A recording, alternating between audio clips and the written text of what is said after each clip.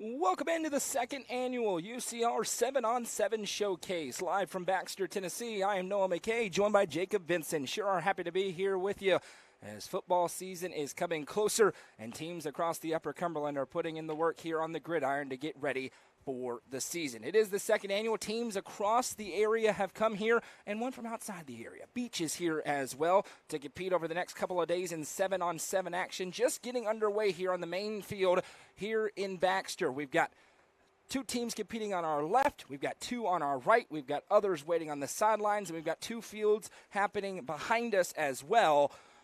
As getting into action here, we've got the Upperman Bees on defense on their home field here at Billy C. Rogers Stadium, and Livingston Academy on offense, so a little precursor to something we'll see again later. And we're going to talk a lot about these teams over the next couple of days as there's an interception for Upperman on a tip ball. And 7-on-7, of course, Jacob, it's not exactly real football. There's no pads on out there. The big boys aren't out there. One of the coaches who's actually coaching today had my favorite line of all time when talking about 7-on-7. It is social media football. But there are things to get done, especially for some of the more younger teams that are here. Livingston Academy is one of them. Clay County over to our left is kind of one of them. We'll see Jackson County as well. That is the very definition of a young football team. So, and I think they've actually changed up the schedule just a little bit. It looks like we're going to have Beach, Upperman, and Livingston on this field to our right. Watertown was unable to make it today. On to our left, we'll show you that momentarily. We've got Clay County in action against DeKalb County. But as we mentioned, it is Livingston. And Adrian Jenkins going to be the starting quarterback, it appears, for Coach Matt Hauser in his second year in Hogeye Country. Pretty good year last year for Livingston in his first year, considering what they were trying to rebuild from, of course. But they're going up against an Upperman team that has their sights set on a return trip to the state championship game. Over to our left, Clay County. They went to that state championship game in the single A classification a couple of years ago. Everyone thought they were going to take a big step back. 7-5 record, very competitive football team, but they're looking to bounce back in that 1A classification and return towards the top this year. Yeah, it started off a little bit of a struggle. Started the first two games 0-2 on the season, but then we're able to really get on a run after that. And you mentioned it, finished 7-5, and really it could have been even better than that. If you remember, you go back to that Gordonsville game, which was the region title decider.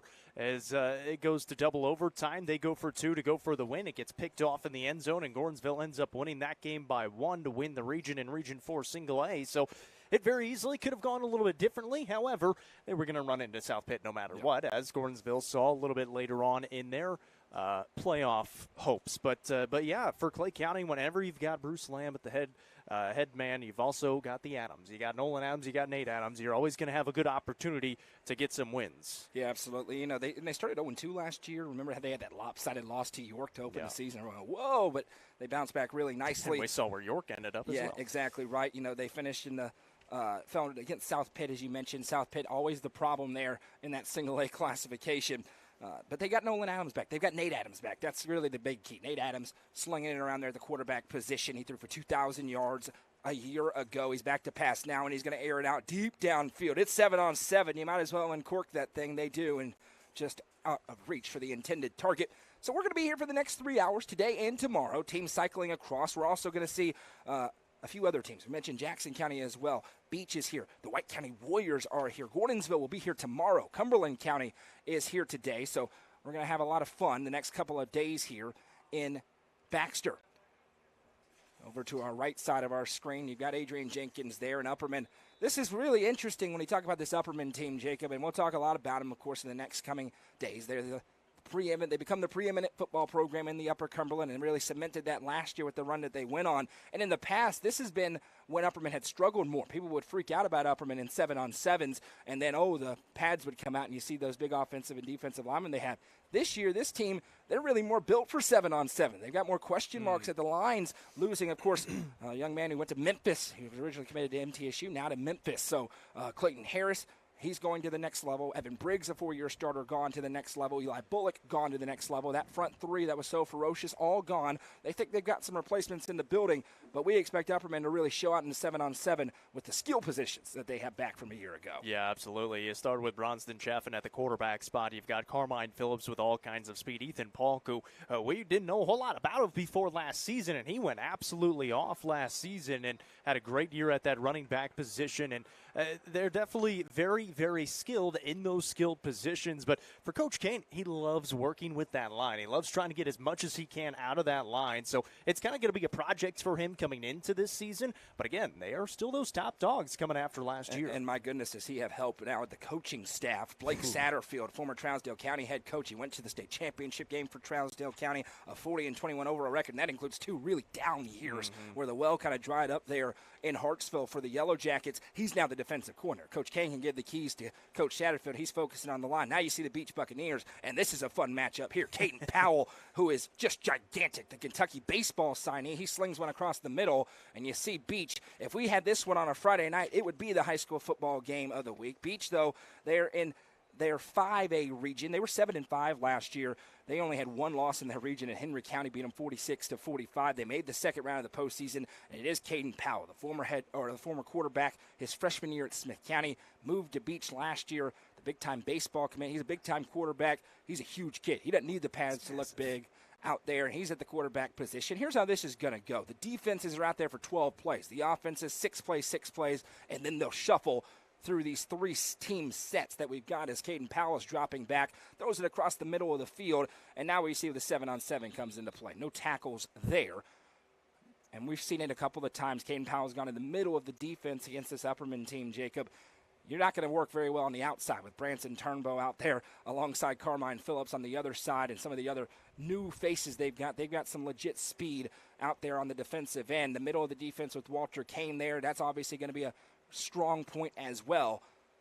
But this is a fun and good for Beach. They're the only team really from way outside our area that's come in here for this one, and they've made the trip. We'll stay on this side for a few more plays. We'll bounce back and forth. We've got 3 hours. The team's bouncing all around. So if you want to see a certain team, you'll have your opportunity. White County, Cumberland County, and others behind us on the practice field. We'll see more tomorrow as well, as now you'll see the rollout action here. And I think that's maybe one of the better examples of 7-on-7. You've got the routes that are being run. Those are important, Jacob.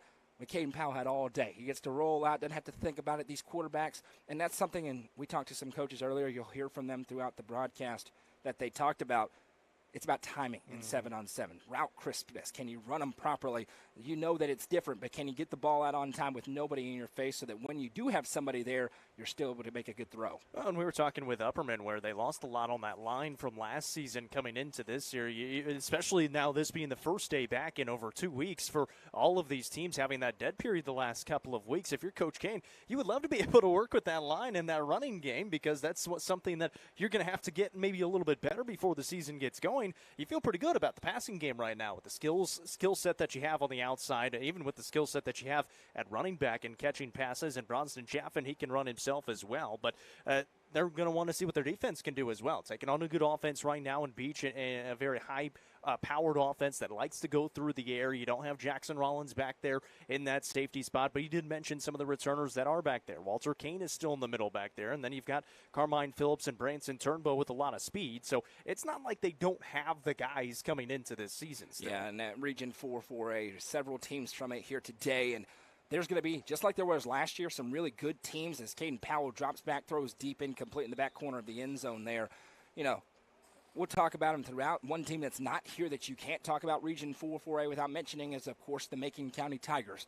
The preseason polls and such aren't out yet. You would imagine Upperman and Macon County going to be among the top 2, but that is not to discount another team that's here, the White County Warriors. Very young a year ago. They're back. DeKalb County, they feel pretty good. You'll hear from Steve Trapp later on in this broadcast. They feel good. Stone Memorial, they're not here. They're hosting their own 7-on-7 up the mountain. They feel really good. They've got a transfer in at quarterback, a little bit of a boost there at that position that solves an unanswered question with the departure of Nick Osmond. And Livingston Academy's here. And Matt Hauser can really coach, as that's Carmine Phillips making his name known, jumping up and intercepting that one in the back corner of the end zone. So a good start for Caden Powell and the Buccaneers comes to an end as Carmine Phillips jumps up and snatches that one out of midair. I think for as fun as Region 4-4A has been the last few years, this year it might even be that much better just because the gap just continues to close between that top team and the bottom teams. And those bottom teams last year in Cumberland County and Livingston Academy have just been making strides these last few years. I mean, you've seen the growth of Livingston Academy. Didn't get a win before last season. Got 3 wins last year, got a region win against Cumberland County. Now Cumberland County trying to make a bit of a charge coming into this season as well. And then you mentioned White County had a lot of young guys a year ago, and now a lot of those juniors are seniors. A lot of those sophomores are juniors, and big reason, Trip Pinion, one of the best players in the state. Yeah, and it certainly looks like and feels like the ceiling for the region may have changed last year. We saw how close Macon County was. They couldn't quite get the drive here in the quarterfinals to be able to try and knock off that Upperman team, but they were right there with them. 2 one-possession games against Upperman a year ago. Upperman right in the doorstep of a state championship. Sparta only lost by 7 to Upperman in that ball game. Stone the second time around played Upperman a lot tighter. So it feels like the ceiling for the region is a little bit different this year, and that you could certainly say the winner of Region 4 4A and whoever makes that run out of this side of the bracket into the playoffs has a chance to make it to Chattanooga this year. So it's going to be a really exciting region. I agree. I think the parity, 2 years ago, I thought it was a really competitive region. Last year, I thought it was a really good region. And those aren't always the same thing, and I think this is shaping up to be a really good and competitive region in 2024. Well, and you mentioned all those games, and you got to think about, too, that Stone Memorial Macon County game in round 2 of the playoffs that came down to the absolute bitter end of it, where Macon County was somehow able to come away with a victory and just set up for a chance to play the Upperman Bees again. And so it was a tremendous game at the end of that season, and just the region is so much fun. We will watch these 6 plays of offense for Upperman here over on field number 1, then turn our attention over towards field number 2. We've seen Beach on offense, Livingston on offense. Now here's the Bees, and they're led by their junior, 6'4" plus, 215 plus pounds, Bronston Chaffin. He's been taking Power 5 visits. Went on a visit to Vanderbilt a few weeks ago. He's been to all the camps. He's going to have an opportunity to play somewhere way high up in the next level, and this year, alongside number 21 in the backfield, Ethan Pauk, that is as formidable a 1-2 punch as you're going to find in the classification. Yeah, and I think you're going to see that recruiting really hype up here for Chaffin this season as he looks deep. And overthrows that one as they were looking for that shot play deep. No Branson Turnbow out there today. He will be there in the fall, no question about it, but I was just panning the way my eyes around. Number 10 is not out there, so that's their number 1 or 1A receiving option alongside Carmine Phillips out there. Carmine Phillips is out there today, number 6. But for Upperman, it's going to be a different sort of game. You still have the hard bruising style with Ethan Pauk, but certainly appears they may go with a little more air raid style this year for the first time under Coach Kane. They're going to run the ball no matter what, but I don't think you may see another game like you saw in that Greenville game where they only attempted 3 passes. Well, and you might not see a run like they did against Macon County to get to that Greenville game where you hold on to the ball for, 11 minutes or so to close the ball game out. So they might have to throw it a little bit through the air, rely on their defense some as well. And you can never underestimate Coach Kane, and especially whenever he's got a new challenge presented in front of him. And there is the cannon of Bronston Chaffin. That is not a normal throw as he dots up Carmine Phillips in the back corner of the end zone, drags the back foot for a touchdown. And he does that. That may be a great example of Chaffin. He kind of hesitated on it, didn't have his feet set, and just flicked it up in the air, and that's at 35 yards in the air right into the breadbasket in the back corner to a speedy receiver that beat his man. And on the other side, we look at this Livingston Academy team, Jacob, and under Coach Matt Hauser last year, of course, they were on that long losing streak, and Coach Hauser comes in. They go 3-7 last year. They did get the region win over Cumberland County, had not won a game the previous 2 seasons. They went over Pickett County over Jenkins, Kentucky. They do lose a lot of seniors. Carson Parrott's gone. Will Brown's gone. Brody Coffey, the quarterback, gone. Daniel Bilberry, gone. Nathan Hargis, gone. They get Adrian Jenkins back. We think he's going to be the quarterback. There's some questions there. They got some of the big guys back in year 2. Year 2 in the weight program as well. We won't see that, of course, this week with the 7-on-7, but they hope that this is a building block year, maybe to get near that 500 mark. They love to get even beyond it, but for us on the outside, if Livingston can get back near that 500 mark and start winning multiple region games, all of a sudden, Hogeye Country will be looking in the right direction. Yeah, that big loss you talk about there, especially Brody Coffey. I mean, he has been Livingston Academy football for the last 2-3 seasons, so he was kind of starting to build that progression here now under Coach Hauser. Now it is Adrian Jenkins. Now, Adrian Jenkins 2 years ago in his freshman season did have an opportunity to get some starts a couple of years ago. Last year he gets hurt, doesn't play at all other than the very start, kind of in the offseason, and now he's coming in here into his junior year, and he's going to have a really good opportunity opportunity to try to lead this offense, but they're going to be trying to find some pieces around him. You mentioned a lot of those seniors were the skill players last year, running backs, wide receivers as well, so they're still looking for some questions to be answered in terms of their skill players. So this, we talked about for Upperman, feel like their skill players pretty solidified. For Livingston Academy, they're trying to find a lot of their skill players, so this 7-on-7 is a great opportunity early on in the summer to try to find what they can on the outsides. Yeah, and you're looking, if you're a coach here, you're saying, yeah, we're not in the pads. That's when you really got to show out, because if you can't catch without the pads, you're not going to catch with them on and somebody flying at you. So it's a big opportunity for some of these young kids as well. Again, on the right side of your screen right now, you've got Upperman on offense, Livingston on defense. A little bit less aggressive than what we'll have in a few weeks when these two, or a few months when these two teams get together on a Friday night between Livingston and Upperman. Oh, we had a little bit of chippiness last year on this UCR 7-on-7. You did, and we could have that, but it's still going to be less than what we'll have on a Friday night as Bronston Chaffin rolls out, hits his man in the flat, quickly touched down.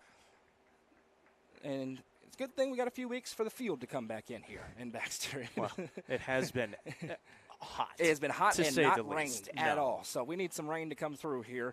Not right now, but in the coming days. That would be great. We'll flip it over to our left side where we've got teams like Clay County coming up after this finishing series. About 6 plays of offense per team. You may go over it to finish a drive off. Upperman's already put in the end zone once, but I think they want to get into the red area here, and you want to see those offense and defensive execution if you're these coaches when you get into the red zone. So Upperman down to about the 20-yard line, what will be the 20-yard line in the fall at Billy C. Rogers Stadium. It's hot today, no question about it. 90 degrees here as we start in the hottest part of the day. Feels like 95. It's humid. Fortunately, we have a fan that says Wes Shanks on it, so we appreciate Coach Shanks. And here's Bronston Chaffin. He's looking left, looking right, fires in the middle of the field. Receivers open and tips off the hands of Carmine Phillips for an incomplete pass. And that looked to me like that was the got-to-score play in the red area. So now we will turn our attention over to the left side of our screen where it looks like the Jackson County Blue Devils against the DeKalb County Tigers. Coach Steve Trapp and the Tigers on offense, coming off a 5-6 season, 3-3 in Region 4-4A. They fell on the road at Red Bank in the postseason opening round 30-0. Mentioned the 3-3. They were very competitive, though. Fell to Stone Memorial by just 3. They fell to Macon by 12 in a game that was closer than that score indicates. And Upperman got them 26-7. But the story for the last 2 years for DeKalb County has been the injuries. They've had a ton of them. But it has opened them up this year to have a lot more experience. And I caught up with Coach Steve Trapp to talk about what they need as Jordan Parker airs this one deep, and it's bobbled and caught. And I think that's Ryan Lyons down there for a touchdown. I talked to Coach Trapp about what they're trying to get done today and the state of his roster. We'll hear from him now and come back with more UCR 7-on-7 Showcase.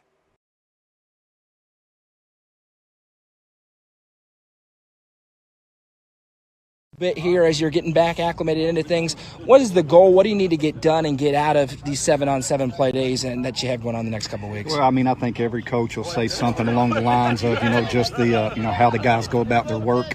I'm pretty sure all of these programs have a standard on how they want their guys to perform, and that's no different for us. So, how we get on and off the field, how we run our routes, have we retained knowledge from spring ball to, summertime in June? Has that carried over since we've been off for 2 weeks? Getting our conditioning level back up, but then at the end of the day, we do want to come compete. So it's exciting to get back going. It's great to have this kind of event to get you going back after the dead period. So we're excited. Heavy emphasis on the skill position players, obviously, in 7-on-7. What are some of the guys you have out here today? What are the things that they bring to your team, not only today, but then when you get into the season? Yeah, we had some really young skill position guys last year, and that's the back end of our secondary plus our receivers. So, we've got those guys back a year older, a year mature, a year more physical. So, a guy like John Hendricks, he played a lot of different receiver positions for us last year, played corner and safety this year. Kind of the same deal offensively, but he's a guy that we want to get the football to. Ryan Lyons was a freshman last year. He's had a great winter and looked really good in the spring. I think he had like 9 catches, 160-something yards in our spring game. So those two guys on the outside are really something that we want to see. But something a little different for us this year is we'll probably play with a tight end almost all the time. And Jarrett Hamilton is a guy that, we've been waiting for him to grow into that big frame. So he's really had a good offseason, and excited to see what he can do from that tight end position. And then everybody's probably thinking that we're new and inexperienced at quarterback, but that's really not the case. Jordan Parker, he's got a season's worth of starts under his belt. He started 8 or 9 games his sophomore year, started a game last year, as a junior, and he's done really well too. So just really excited for those guys to come out here and run around and see what we need to work on. Last one, how good is it to be back here on a football field knowing the season? We practiced this morning. I told our guys it was like Christmas Eve for me. I woke up at like 1 in the morning. Just really excited to get back and see these guys, and I told them how much I missed them over the 2 weeks. And to be honest, that's not always the case. But this group of guys, they've really bought into what we preach and what our standards are, and it's been fun. And so I was really excited to get back with them and excited to go through this process. And don't put the cart before the horse, but we are excited for the season. Thanks, Coach. That was Coach Steve Trapp for the DeKalb County Tigers as they are here in the second annual UCR 7-on-7 showcase. Right now to our left, it's Clay County on defense, Jackson County on offense, and Jackson County an extremely young football team this year, Jacob. They are very young, 16 or 17 freshmen out of just over 30 kids. They've got some experience back on the offensive and defensive lines. That'll help them a lot. They play in a very difficult region there in their classification. For Jackson County last year, 3-7. They went 0-5 in Region 3 AA with wins over Red Bowling Springs, Pickett County, and Clinton County out of Kentucky. And they've struggled with getting the players out there on the field. Coach Loftus, a very good coach that hadn't had a ton of options to go to the past few years. They're just trying to build something here in a very difficult region that features East Robertson and Smith County. That's the biggest thing is they're treading water, trying to go upstream, and you're taking on Smith County, you're taking on East Robertson. Monterey is in there as well, another really good football team. And so when you don't have the numbers that you would like to have, especially even at the 2A level, they just haven't had the numbers come out. And you talked about it, 17 of the 31 on the roster so far coming into this year are freshmen. So over half your team are freshmen. It means you have to teach a lot, and that's not something head coaches want to do all the time. But in the offseason, when you've got that many freshmen, you're going to have to spend a lot of time just teaching fundamentals and trying to get this team ready for the regular season. But the fun thing is, when you've got that many freshmen, you can kind of mold them how you want them to be, the kind of tone that you want them to set for the program, and so you've got an opportunity to do that. But when you've got to take on Smith County and East Robertson, which East Robertson makes the championship game last year, and Smith County had a championship caliber team as well. Monterey, always a really solid team, so it's really, really tough to have to deal with. Yeah, it is. It's one of those regions where every night you have to come ready to play or you will lose. They found that out last year, but they're trying to build something, and we'll hear from Coach Loftus during the 5 o'clock hour, but one thing he talked about was they are the kind of team that really has to approach this seriously. He said, we do the same things we do in the game here in these 7-on-7s, and with how many young kids that they've got on the roster, they have to work on the timing. And you just saw it there, right? A little bit behind or a little bit late on the throw, and Clay County's defender, and I believe that is Nate Adams, shooting in to make the catch. That's Mr. Pick 6 over there, shoots in to try and intercept that football. This is a moment where a team like this, that's this young, they need every rep that they can get with or without pads on. Yeah, that's absolutely why you do these 7-on-7s. It's the first day after that dead period where for 2 weeks you can't talk to your team, you can't have practices. Now they can go do whatever they want to do, work out on their own, get together with the rest of the team. But for coaches, you can't communicate with them. You can't hold anything. And so they haven't been talking to their team for the last couple of weeks. So even for coaches, too, it's kind of you're thrown back into the fire trying to communicate with your team. It's good to see them for the first time in a couple of weeks. And really for a lot of these guys, all right, we can start to get ready for that season coming up in just over a month on August 23rd for all of these teams is when the season's going to get started. All right, let's see this matchup. This is a fun one here. Beach on defense, Upperman on offense. We're not going to get this in the regular season or in the playoffs. These are two really good teams. These are teams that could go on playoff runs. And this is one of the fun parts about the way this has been scheduled out. Coach Kane handled the scheduling. The team's coming in here. So we get to see is Bronsden Chaffin dropping back to pass. He's looking left, looking right. Now fires. Receiver sitting there in the flat. And he's made a couple of catches already there in the middle of that defense or offense. And this is another area. No Branson Turnbow out there. Another receiver spot.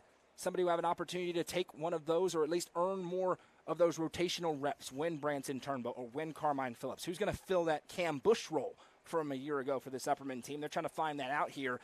And Bronson Chaffin, he's missed one throw so far. Other than that, he's looked on. He's looked like Bronson Chaffin again. Yeah, and to your point, that could be an Elijah Fitz role, who was got a few reps a year ago. Coming into this season, he's going to have more opportunities.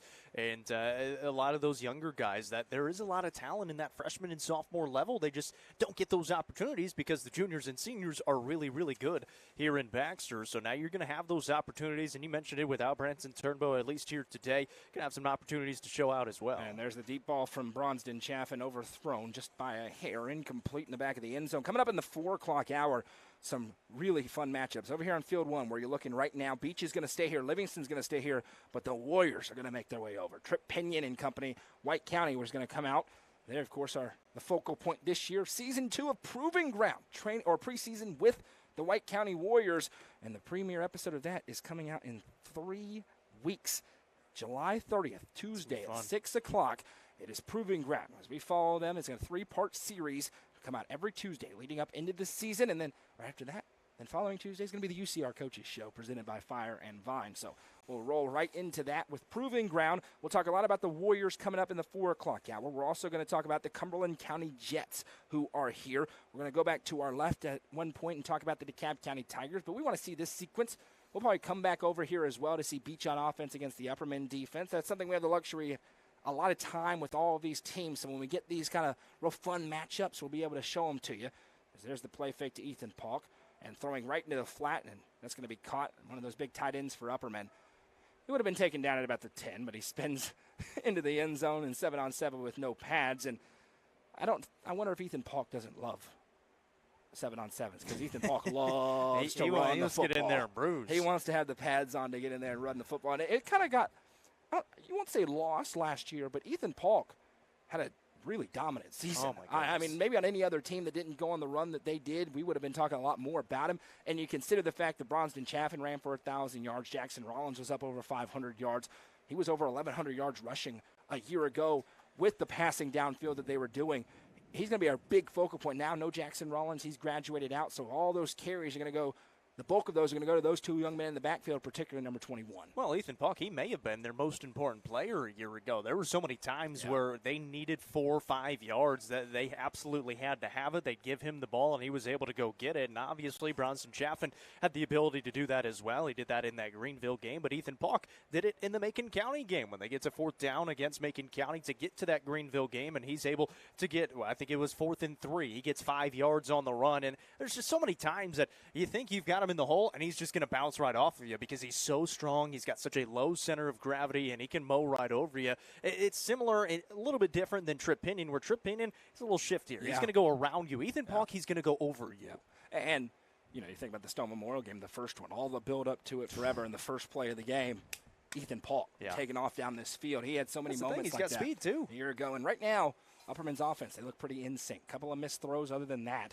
They've been moving up and down the field against this Beach defense that we anticipate to be a pretty good 5A defense. They've got the size. And you can see some of the coaches, they say, hey, we're young, or we got to get in the weight room. These are two teams that have been in the weight room over on the right side of our field. These are some of you large young men to our right here.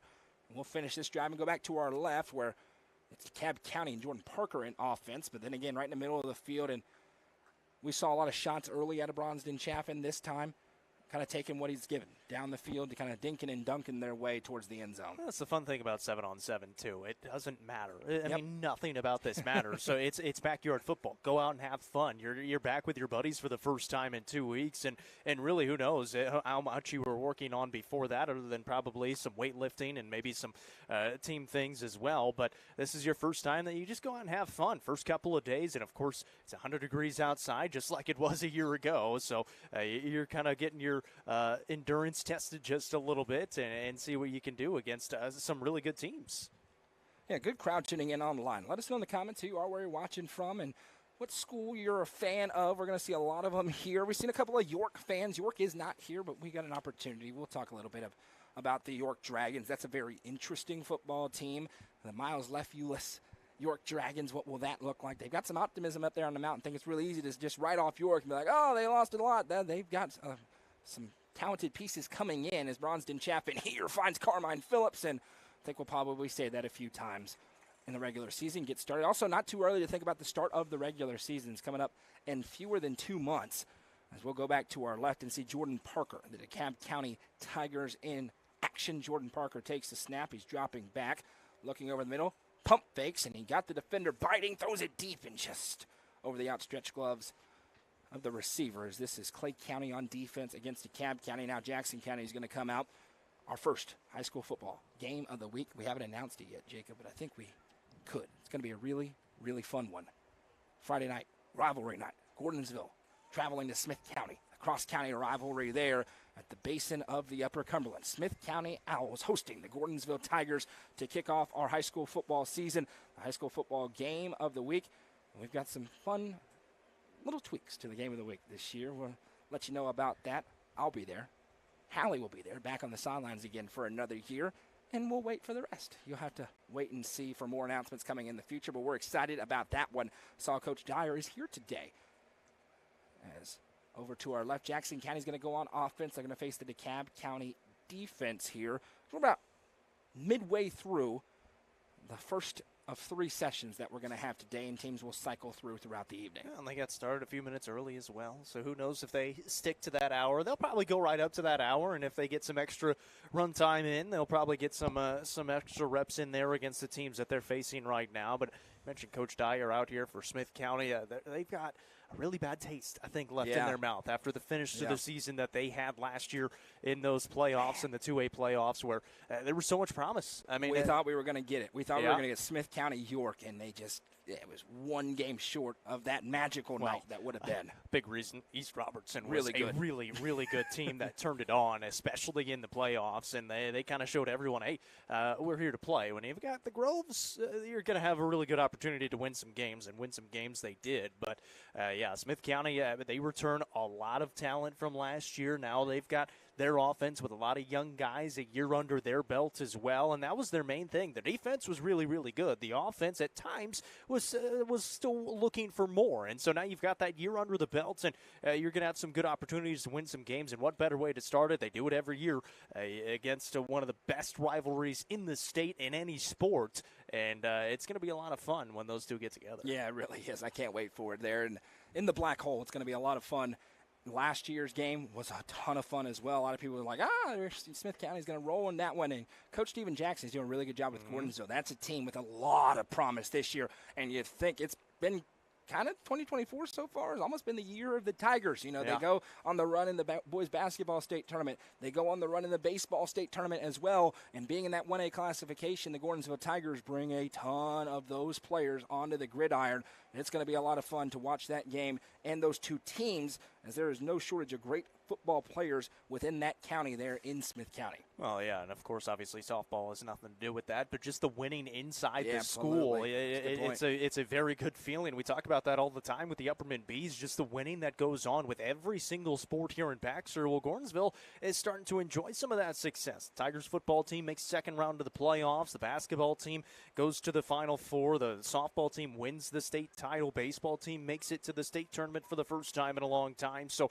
they're enjoying a lot of success at Gordonsville right now, and they'd like to continue that on into this football season as well. And what better way to start it than trying to knock off your rival just across the way? Yeah, I'm really curious to watch this Jackson County team. They're on offense over here to our left, working right to left on your screen. This is a Jackson County team with so much youth that we've already talked about, but I've liked some of what we've seen so far from them. They're just trying to build some rhythm here. He's going to roll out to his left, looking downfield. That's a good swivel of the hips and a great throw on the money there over the top of a defender. That's really good. That's what they're looking for, as they're moving from a wide receiver, defensive back to the quarterback position. Does a really nice job there. I caught up with Coach Loftus. We'll go ahead and get to it now. Coach Loftus earlier today to talk about what they're trying to get done with this very young Jackson County Blue Devils team. Joined now by Jackson County head coach Sean Loftus. Coach, thanks for taking a couple of minutes here.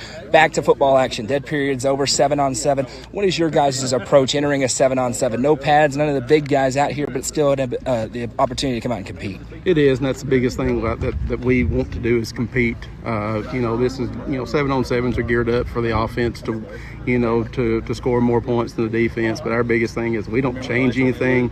We do what we do here is what we're going to do during the game. So we don't just make up stuff or just to come in here to play a certain defense or coverage or something like that just for a 7-on-7. So I'm looking for one, our guys to compete. That's most important. And then two, I understand we've been off a couple of weeks, so the pitch and catch is going to be a little bit off probably today. It's just hope we get better throughout the week, and and looking for what our young kids can do, because we're going to have a lot of young kids and depend on a lot of young kids to kind of come in and play for us this next season. You mentioned those young kids. You got a young football team coming in. What are some of the names of the skill guys that we're going to see out here today and the things they present for you? Well, I'll start with Brady Smith. Brady's been going to be a 4-year starter for us on both sides of the ball, and then he'll be a wide receiver and a defensive back. A quarterback will be he'll be a junior, be his first year of really playing that position. Last year, he played some wide receiver, but he also played some corner. And then I've got Xavion Mitchell, who will play some running back, linebacker. Darren Sousa will be a sophomore. He played more defense last year as a freshman, but he'll be more of both sides of the football this next season. Caleb Wimberly will be an offensive lineman, be a linebacker. And let's see here. And I've got 2 sophomores in the back end of their defense that will also line up at some receiver, and that's Gavin Clenard and C.J. Collier. So just looking a lot, we got a lot of freshmen. We've got like 16, 17 freshmen out of 31 kids. Only 3 seniors. A lot of our biggest thing, the good thing is though, we have most of our offensive linemen back from last year. So just adding those big guys that's been in the weight room and stuff like that, not having to start young up front like we've had to do in the past. But anyway, just glad to be out here looking to compete, and hopefully, again, we keep everybody healthy. Everybody stays healthy all over the day, and just get everybody to week 1 of the season. Last one for you here. With the amount of young kids that you got, does that add some emphasis into something like this, a 7-on-7, that every opportunity you have to build some rhythm, to build those types of things is something you got to capitalize on? It does, because you got to learn how to there's a each step you go, whether you're going from middle school to high school to college to professional, every step it's that much faster. And these guys have got to understand, we may be practicing as hard as we possibly can, but when it's game-like, it's going to be a lot faster and stuff. And so, there you got to get acclimated to the speed of the game and stuff. And so, I'm just looking forward to them competing. I think they're a really good group. They had a really good season last year in the middle school, and just hope that, I can keep them around for 4 years, and because they're going to have to play for me, off and on in spurts, and some of them just going to have to be thrown in there, from day one. So, but anyway, I'm just looking forward to them guys and hopefully having them for 4 years. Thanks, Coach. And that was Sean Loftus talking about this Jackson County Blue Devils team and the importance that they really have in these next couple of days and in these next couple of weeks, working on these 7-on-7s and just getting rhythm and acclimated. Now let's go back to the right side of our field, where it is now the Beach offense against the Upperman defense. Another fun matchup here that we'll have. Again, coming up at 4 o'clock on Field 1, where you're looking right now. Beach and Livingston will stay, and the White County Warriors will take the field. I know a few people are wanting to see White County. You're going to get to see them coming up in about 20 minutes or so. And over on Field 2, Upperman will go there, and Clay County will stay there. And then the Cumberland County Jets will make their way over. So we'll get to talk about Coach Rapp a little bit in Cumberland County and what they're trying to get done today and this season. Caden Powell, former Smith County Owls quarterback, who's been at Beach last year and now this year. He's a quarterback, and he struggled just a little bit so far today with some of the accuracy. He's been frustrated down there, but nothing one quick throw can't fix as he hits that man underneath. And you see the lack of pads coming into play a little bit there. But Upperman's defense, they've looked pretty good so far today. And this one, again, you can only take so much away. In the 7-on-7, we thought they would probably thrive in this environment, the skill positions they have coming back. They have. Clay County's looked pretty good on the other side. Similar story there. They have a bunch of skill position players back from a year ago. Everyone likes to panic after seeing 7-on-7s and make their bold predictions. Well, and you kind of said it too. You can see a couple of things in 7-on-7s where they really don't matter, but you do see the good teams that they kind of have that crispness already here in this summer off-season work. The guys that they have been working well together, and the teams that bring back to a lot of seniority on their teams as well. And you also see some teams that probably have some work to do. Yeah. But you're early enough now here in early July where you do have time to get ready for that first game of the season and then on into the regular season. What I've said is you can typically tell the teams who are probably looking at 2 or less wins and the teams who are looking at 8 or more wins. Everybody in the middle, there's so much leeway there. And you can come away thinking, man, that could be pretty rough, and they'll end up winning 7 games this year. And you may say, oh, they looked really good, and they may only win 3. That's because there's no pads on and there's no offensive and defensive lines. Maybe the most important positions out there next to the quarterback position is Caden Powell is looking to go deep there on the wheel route and just threw it in the back corner of the end zone, a bit too far for his receiver. This is a Beach team that's got some good-looking athletes down there. And they, of course, got a huge quarterback. Upperman the same on the other side. They kind of mirror each other in that respect. Beach is going to be here the next 2 days. We will see those Gordonsville Tigers tomorrow. That's a team that's going to be here tomorrow that isn't here today. Watertown was originally going to be here. They were unable to make it today, so we will not see the Purple Tigers. Livingston Academy's on this field. They're getting a much-needed breather in the 95-plus degree heat index down there on the field. We got a beautiful box fan sitting on us, fortunately. Keep us somewhat cool. Petey is here. Jeff Goolsby taking in. I'm going to give him a headset and take a quick breather. Let him do play-by-play and keep the stats and everything the like. Caden Powell here takes the snap. There's a little bit of a miscommunication that on a Friday night would have resulted in a sack and maybe turnover. Instead, it's just an incompletion. That one's broken up. Number 11, that's a newcomer there for Upperman, not Jaleric Coleman. For Upperman, they do lose some players. We mentioned the linemen, but it's not just there. Jackson Rollins, Cam Bush, Jaleric Cullum, and Sebastian Stanfield was a really important one. They're going to have to find a kicker because he was a really solid kicker for Upperman in the last couple of years. How many times have we seen it, even in Region 4, 4A, where a lot of these games are decided by those extra points? And, again, they're not that difficult, but you got to have everything right. You got to have listen, you got to have 3 things go right. You got to have a good snap, you got to have a good hold, and then you got to have a good kick as well. So it's not just the kicker. You got to have those 3 guys really all on the same page. And the line obviously has to hold up as well. But when you can throw a kicker out there that has a little bit of a leg and can get you 3 points if you need it, and we saw that from Coach Kane at times last season where he'd send him out there. But you really need somebody that can make extra points and make sure you get that extra point because at the high school level, it's really important. Now Livingston Academy coming out on offense. The thing with Livingston will be really interesting to watch this year, Jacob. They've struggled the past couple of years, of course, with the kind of the offensive and defensive line play. Yeah. They really haven't had any semblance of a downfield passing attack. And here in 7-on-7, they're going to go 5 wide. Adrian Jenkins, the quarterback. Can he begin to stretch the field? We thought he had a chance to win the job last year, got hurt before the season started. He's out there now, and they'll be looking to air it out deep. And that time, Ethan Paulk nearly got himself an interception out there. Yeah, and that really, him getting hurt last year really hurt them because it took away the opportunity for Brody Coffey to be thrown in whether a running back position, a slot position. Instead, he had to go back to that quarterback position where he is a very formidable quarterback, but he's such a good athlete. You'd like him to get out in space if he can.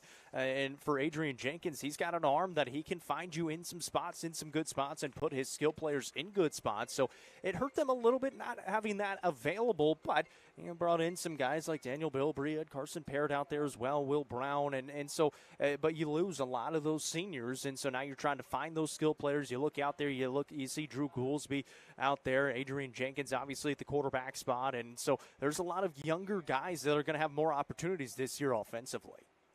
And Upperman showing blitz in the 7-on-7. They aren't going to finish the job. You see they take a knee right there, throw over the middle there, a good one on the money for Livingston Academies. They're trying to get some work in here offensively and get the kinks worked out after the dead period. Another thing, the coaches probably don't mind the heat because you say, here's your workout plan. Make sure you're staying in shape. Especially the young kids sometimes, I'm going to go kick back on the beach somewhere and eat some burgers and fries, and then they come back out here and realize, oh, I was not in as good a shape as I thought I was. So you have I was in great shape freshman year. Freshman to sophomore year, a little bit more difficult. Yep. So I completely understand, especially when you go into 2 days when they get there, and it gets you into shape pretty quickly. Here comes Livingston, seeing a lot of this 5 wide stuff, and that is something to watch, the formations. Of course, you don't have the linemen, but We've seen some go with the tight end sets and look similar to what they'll do. DeKalb County talked about that.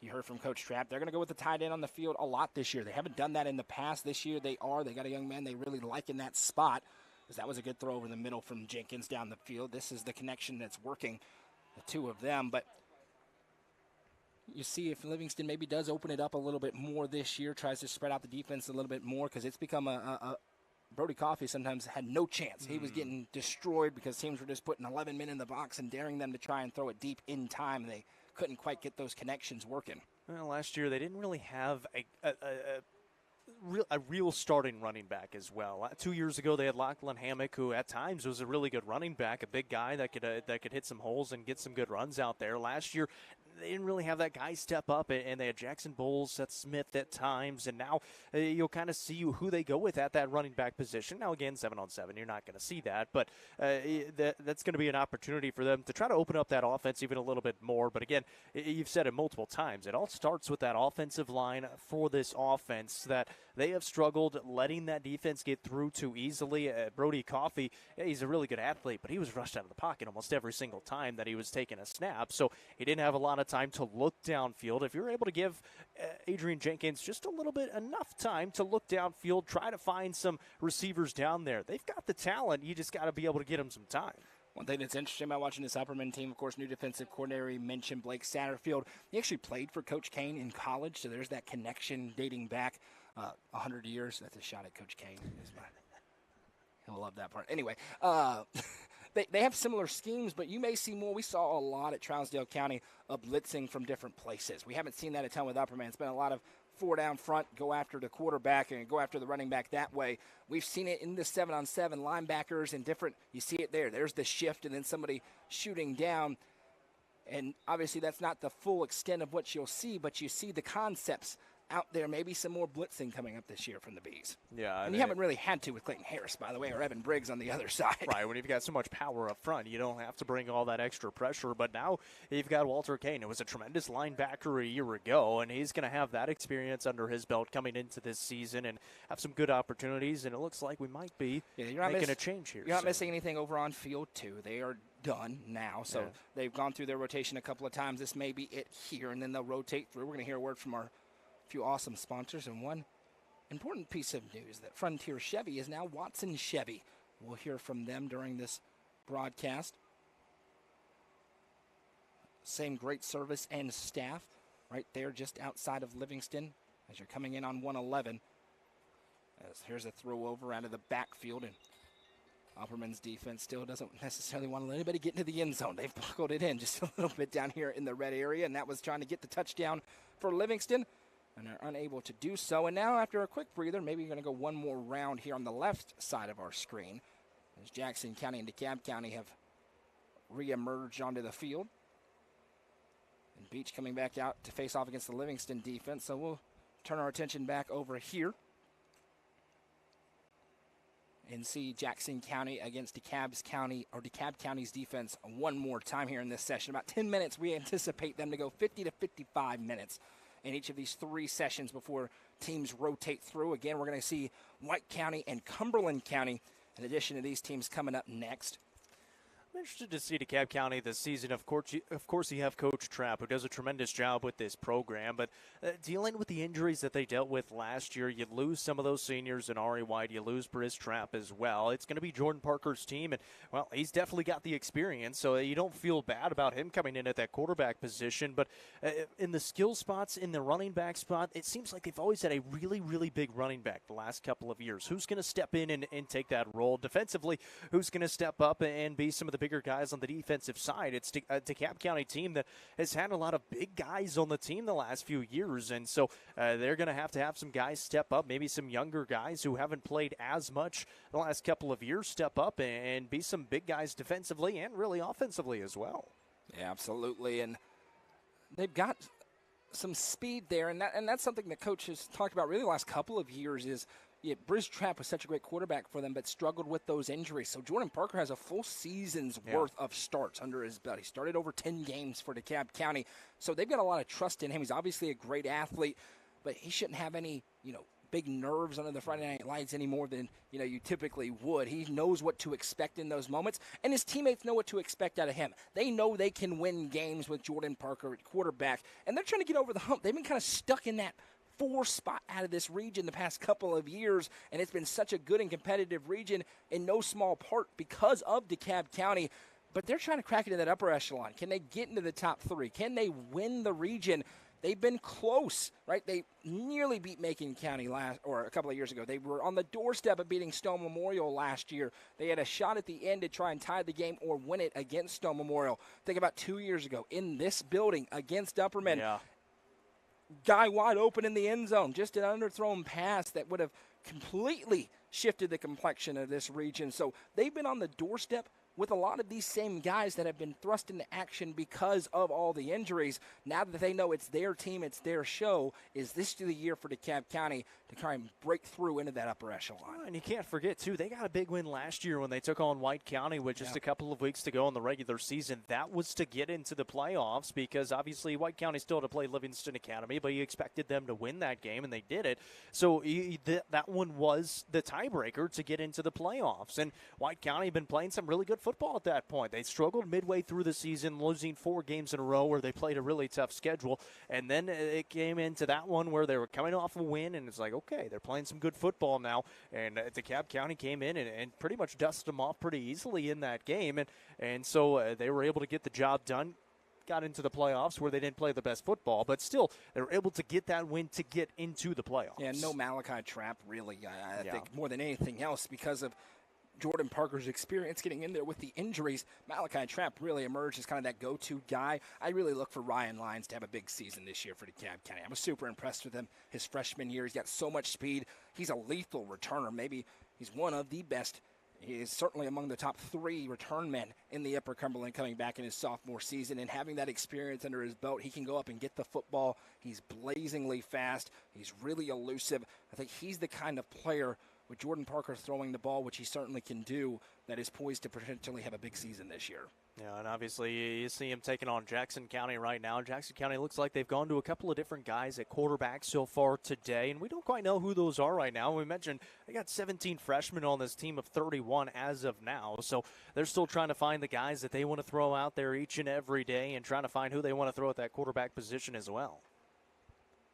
Yeah, Jackson County, they Coach Loftus, I think he knows that there could be some growing pains this year, and that's just the nature of the beast. But can they get better day by day? Can they capitalize on their opportunities to compete that's not under the lights like they have today, like they have tomorrow? Can they build forward knowing with that many freshmen, well, next year you're going to have that many sophomores, and the year after that you're going to have that many juniors, and the year after that you're going to have that many seniors, and you're really angling to be at your best every day, but certainly to develop these young men so that they're ready to play meaningful snaps in the postseason in the next few years. Well, and they start their season off with Clinton County out of Kentucky, a home game, which they won last year. They went on the road, and then they have Sale Creek, which is much better Sale Creek now that they, I think it was it Sweetwater, or Meigs County's coach, former coach that went to Sale Creek and now coaching there. And then you get Clay County coming up in week 3. So they're already getting to see each other a little bit, and that one is at Jackson County. Clay County has had their number the last few times, and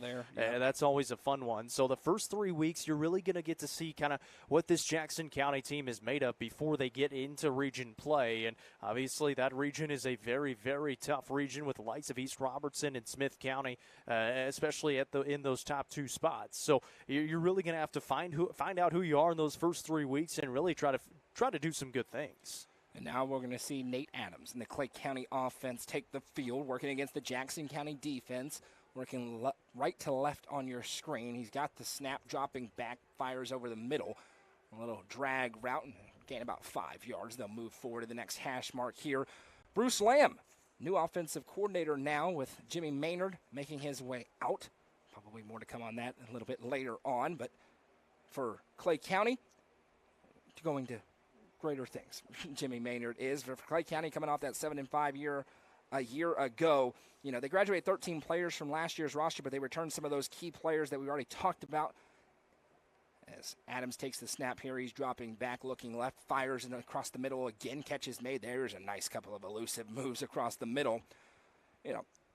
in their 2 years, it's been very successful, 13-2. And one of the reasons they hired Bruce Lamb is they were trying to win now, and they did win now, going to the Class 1A state championship game before falling to McKenzie a couple of years ago. And then last year, we all kind of sat back for this Clay County team and said, well, they may be about to fall off the face of the earth. Lost to York, pretty lopsided week 1. Bounced back nicely after that, though, winning 6 games in a row in the middle portion of their season before ultimately falling in the second round to South Pitt. And again, this year, it doesn't start easy. They've got York Institute at home, then they go to Westmoreland and to Jackson County. And you look at those 3 games with what Clay County has coming back, and you say, could they go 3-0 in those games? Sure. Could they go 1-2 in those games? Yes, as well. It's going to be really interesting to see if they can get off to a better start than they did a year ago. Yeah, and for Clay County, obviously, that start for them doesn't really matter because they've only got 2 other teams in the region that they got to beat to get that top 2 seed. And obviously, you'd love to win all 3 games in that region. You got Joe Burns, Red Boiling Springs, and Gordonsville, the other team alongside Clay County. So you'd love to win all 3, but you only need 2 wins, and you feel pretty good about getting those 2 wins as of right now. And so, yeah, you would love to get off to a better start than you did last year, but you're okay if you don't. And we saw that last season, starting off, losing the first couple of games, but then they were able to really turn it on. And we see some of the movement as that one is thrown up, and there's a 50-50 ball. We got a tussle for the first time today, and Clay County comes away with it. We'll give them the touchdown on that one. Love it. First time we've had some real contact in the 7-on-7, and helmets flying off and everything. Both ways, clean. That's what football is right there, ladies and gentlemen. The session to our right is done. We're about to see the White County Warriors emerge. Upperman has moved over to this field, and that will do it. So we'll hear a few words from our sponsors and come back with session number 2. This is the second annual UCR 7-on-7 showcase on the Watson Chevy UCR Media Network. Frontier Chevrolet is now Watson Chevrolet. Boasting the area's best selection of new and pre-owned cars, trucks, and SUVs, Watson Chevy's staff of experts are ready to get you into your next vehicle. Stop in at 2350 Cookeville Highway and test drive the all-new Chevy Trax or Silverado today. And remember, don't buy until you see Jason Fye. Watson Chevy is proud to be the presenting sponsor of the UCR Media Network.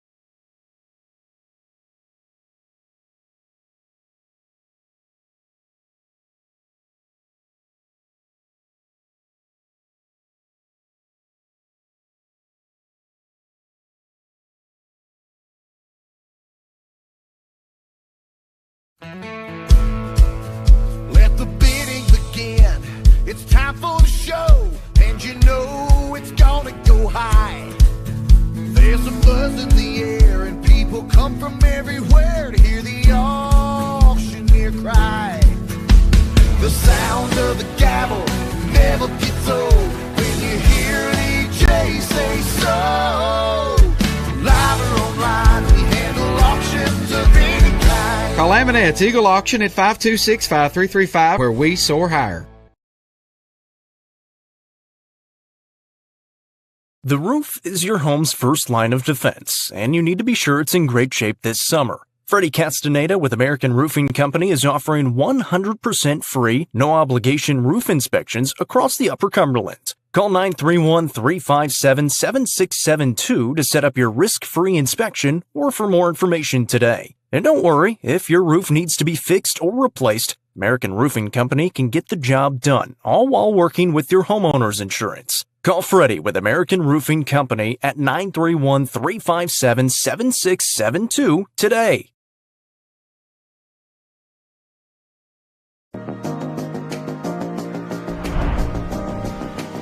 What if opportunity was all in a day's work? We find new ways to make vacation dreams a reality. And that inspires me to do my best work every single day. What if you can make a real impact in people's lives with a team that cares? What I do matters, not just for guests, but for my team. We rely on each other each and every day. What if your work inspired fun and moved people? We put the world on vacation. Our job is to make people happy. Inspiring travelers around the world to live their best lives never stops being fulfilling.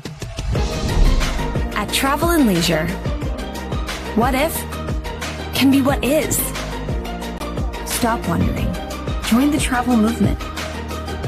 and start a career where their memories start with you.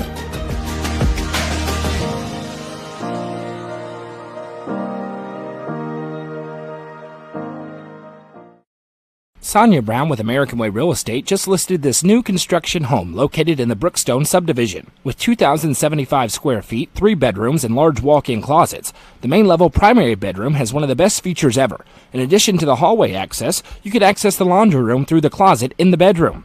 The kitchen also features an island, a pantry, and stainless steel appliances. All cabinets throughout the house are soft close and have granite countertops. For more information, call Sonia Brown with American Way Real Estate at 931-979-7145 or 931-526-9581. Always ask for Sonia Brown. Sonia Brown with American Way Real Estate is proud to support this broadcast on the UCR Media Network.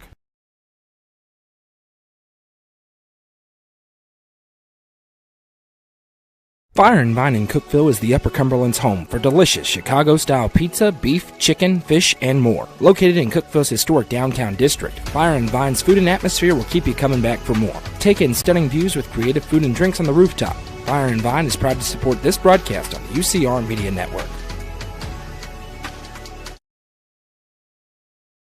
Clint Connor is your local auctions expert. With full service from start to finish, the Exit Crossroads Auction Group are here to make the process easy for you. Visit crossroadsauctiongroup.com for more details and current auctions. Clint Connor, your local auctions expert, is proud to sponsor this broadcast on the UCR Media Network. Delicious Pan Pizza is Domino's best-kept secret. With locations in Smithville, Sparta, Livingston, Allgood, and 2 in Cookeville, delicious pan and hand-tossed pizza, pasta, and more is never far away. Use the Domino's app to take care of your game day eats today. Domino's is proud to support this broadcast on the UCR Media Network.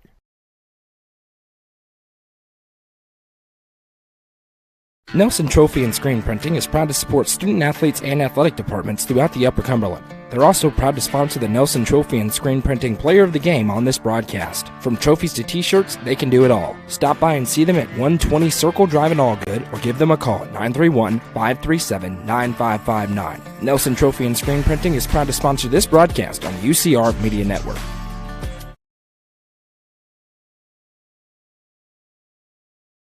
From the sports field to the hunting field, our friends at Hall Sports and Outdoors can outfit anyone. Located in the heart of Jamestown at 207 South Main Street, Hall Sports and Outdoors carries everything from kayaks, fishing gear, and camo to guns and ammo. With top brands such as Columbia, Timberland, Under Armour, Asics, and much more, nobody can top their selection.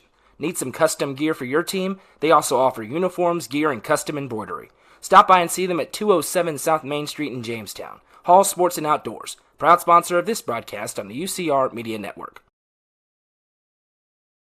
Loading the kids in the car, brokering peace in the back seat, mastering the snack handoff without even looking. Why are simple things sometimes so complicated? Thankfully, with auto owners, insurance doesn't have to be one of them. We work with independent agents who keep insurance simple, so you can worry about more important things, like figuring out what's growing in that cup holder. That's simple human sense. Visit swallowsinsurance.com or call us today, 931-526-4025. Protecting your future, it's what we do.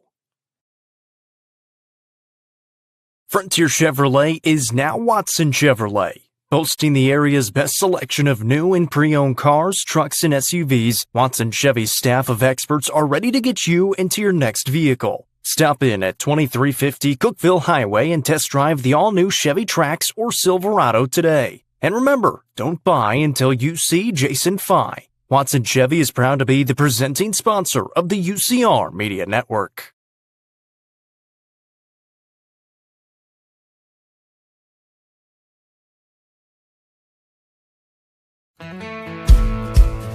Let the bidding begin.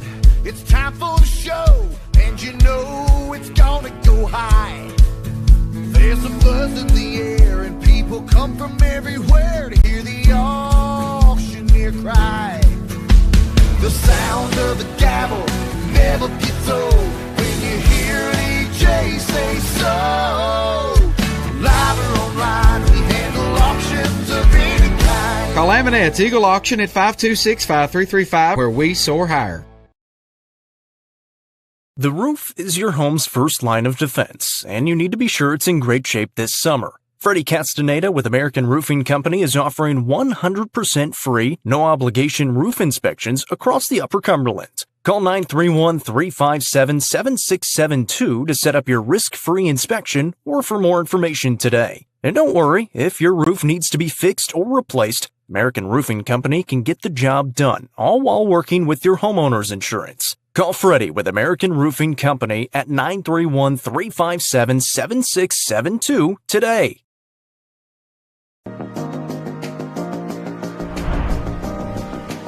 What if opportunity was all in a day's work?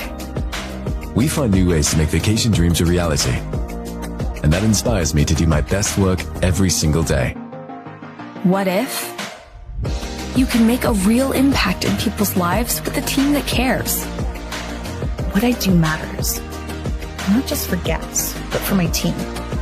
We rely on each other each and every day. What if your work inspired fun and moved people? We put the world on vacation. Our job is to make people happy. Inspiring travelers around the world to live their best lives never stops being fulfilling. At Travel and Leisure, what if can be what is. Stop wondering. Join the travel movement and start a career where memories start with you.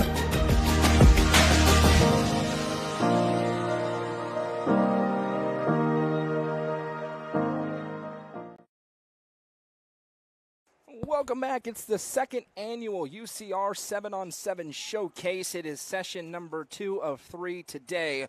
I am Noah McKay, joined by Jacob Vincent. It's good to be back in a press box, certainly in here on the gridiron as we sit less than 2 months away from the start of the high school football season. It's coming up quicker than you can imagine. About 7 weeks from now, we will be kicking things off. And over on field number 2, which is what you're looking at now to our left, we've got the Clay County Bulldogs, the Upperman Bees, and the Cumberland County Jets. We're going to get things started with the Bulldogs facing off against the Bees. The Bulldogs on offense, the Bees on defense. The defense stays out there for about 12 plays. The offenses will shuffle in and out after 6. Over on field number 2 to our right, it is the White County Warriors who have made the trip over, but they are resting right now. We will bring you the Warriors for the first time as soon as they take the field for the first time, because we've seen all the other teams that are out here today besides Cumberland County.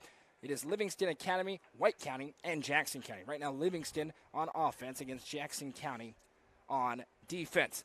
But to our left, it is Nate Adams and company facing off against the Upperman defense, and this is a fun little coaching matchup, too. Bruce Lamb was, of course, the mainstay at Livingston Academy for a long time, and if you'll recall, when Upperman first hired Coach Adam Kane and he came in with all the success, the one team that would give them trouble was Bruce Lamb's Livingston Academy Wildcats. The first time since Bruce Lamb left Clay County, or left Livingston, rather, to go to Clay County.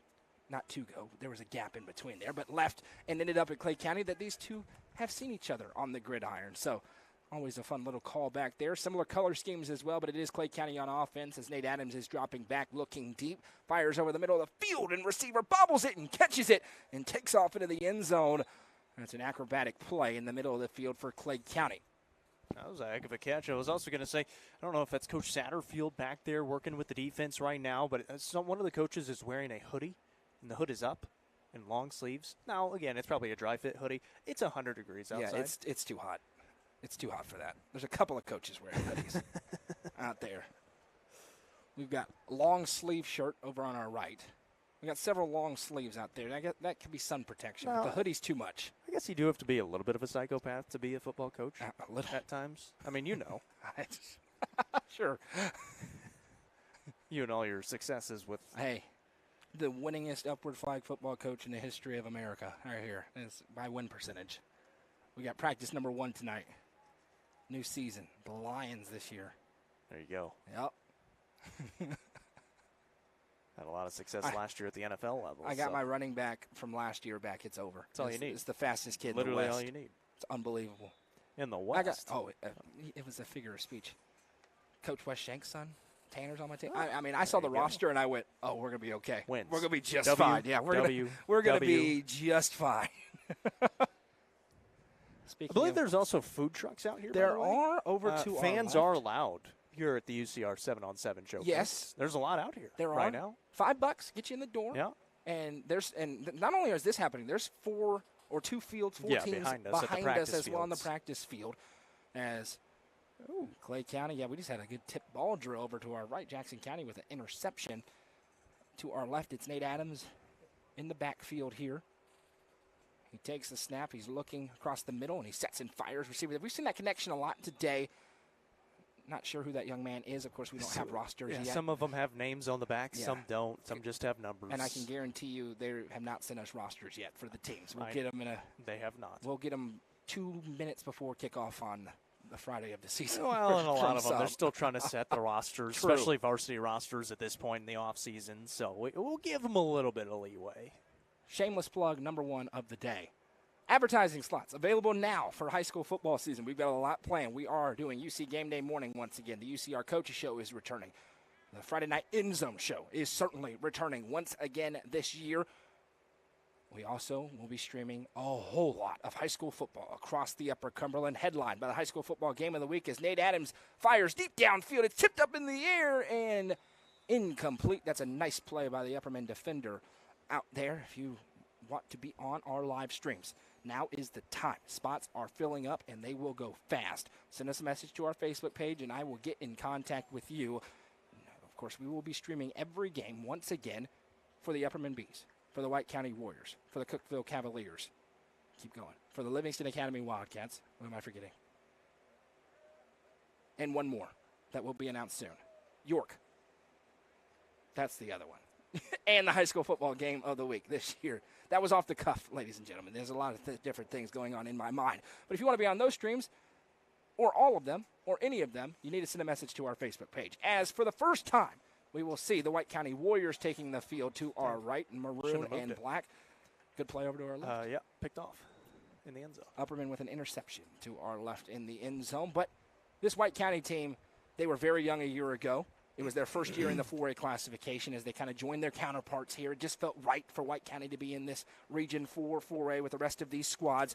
And Curtis Beatty in his second year at the helm. They're coming off a 5-5 season. They went 2-4 in the region, and they narrowly missed the playoffs by nature of losing that game against DeKalb County, that won an end game that they had late in the season.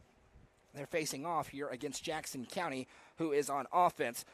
They beat Cumberland County and Livingston in region play, but they fell to the other four teams. They lost 4 in a row in the middle of the season. They had that brutal stretch. Before the season started, we said, that's a tough stretch. Cookeville, especially with how resurgent Cookeville was a year ago. Stone Memorial, Upperman, and Macon County, all those games were within 2 possessions.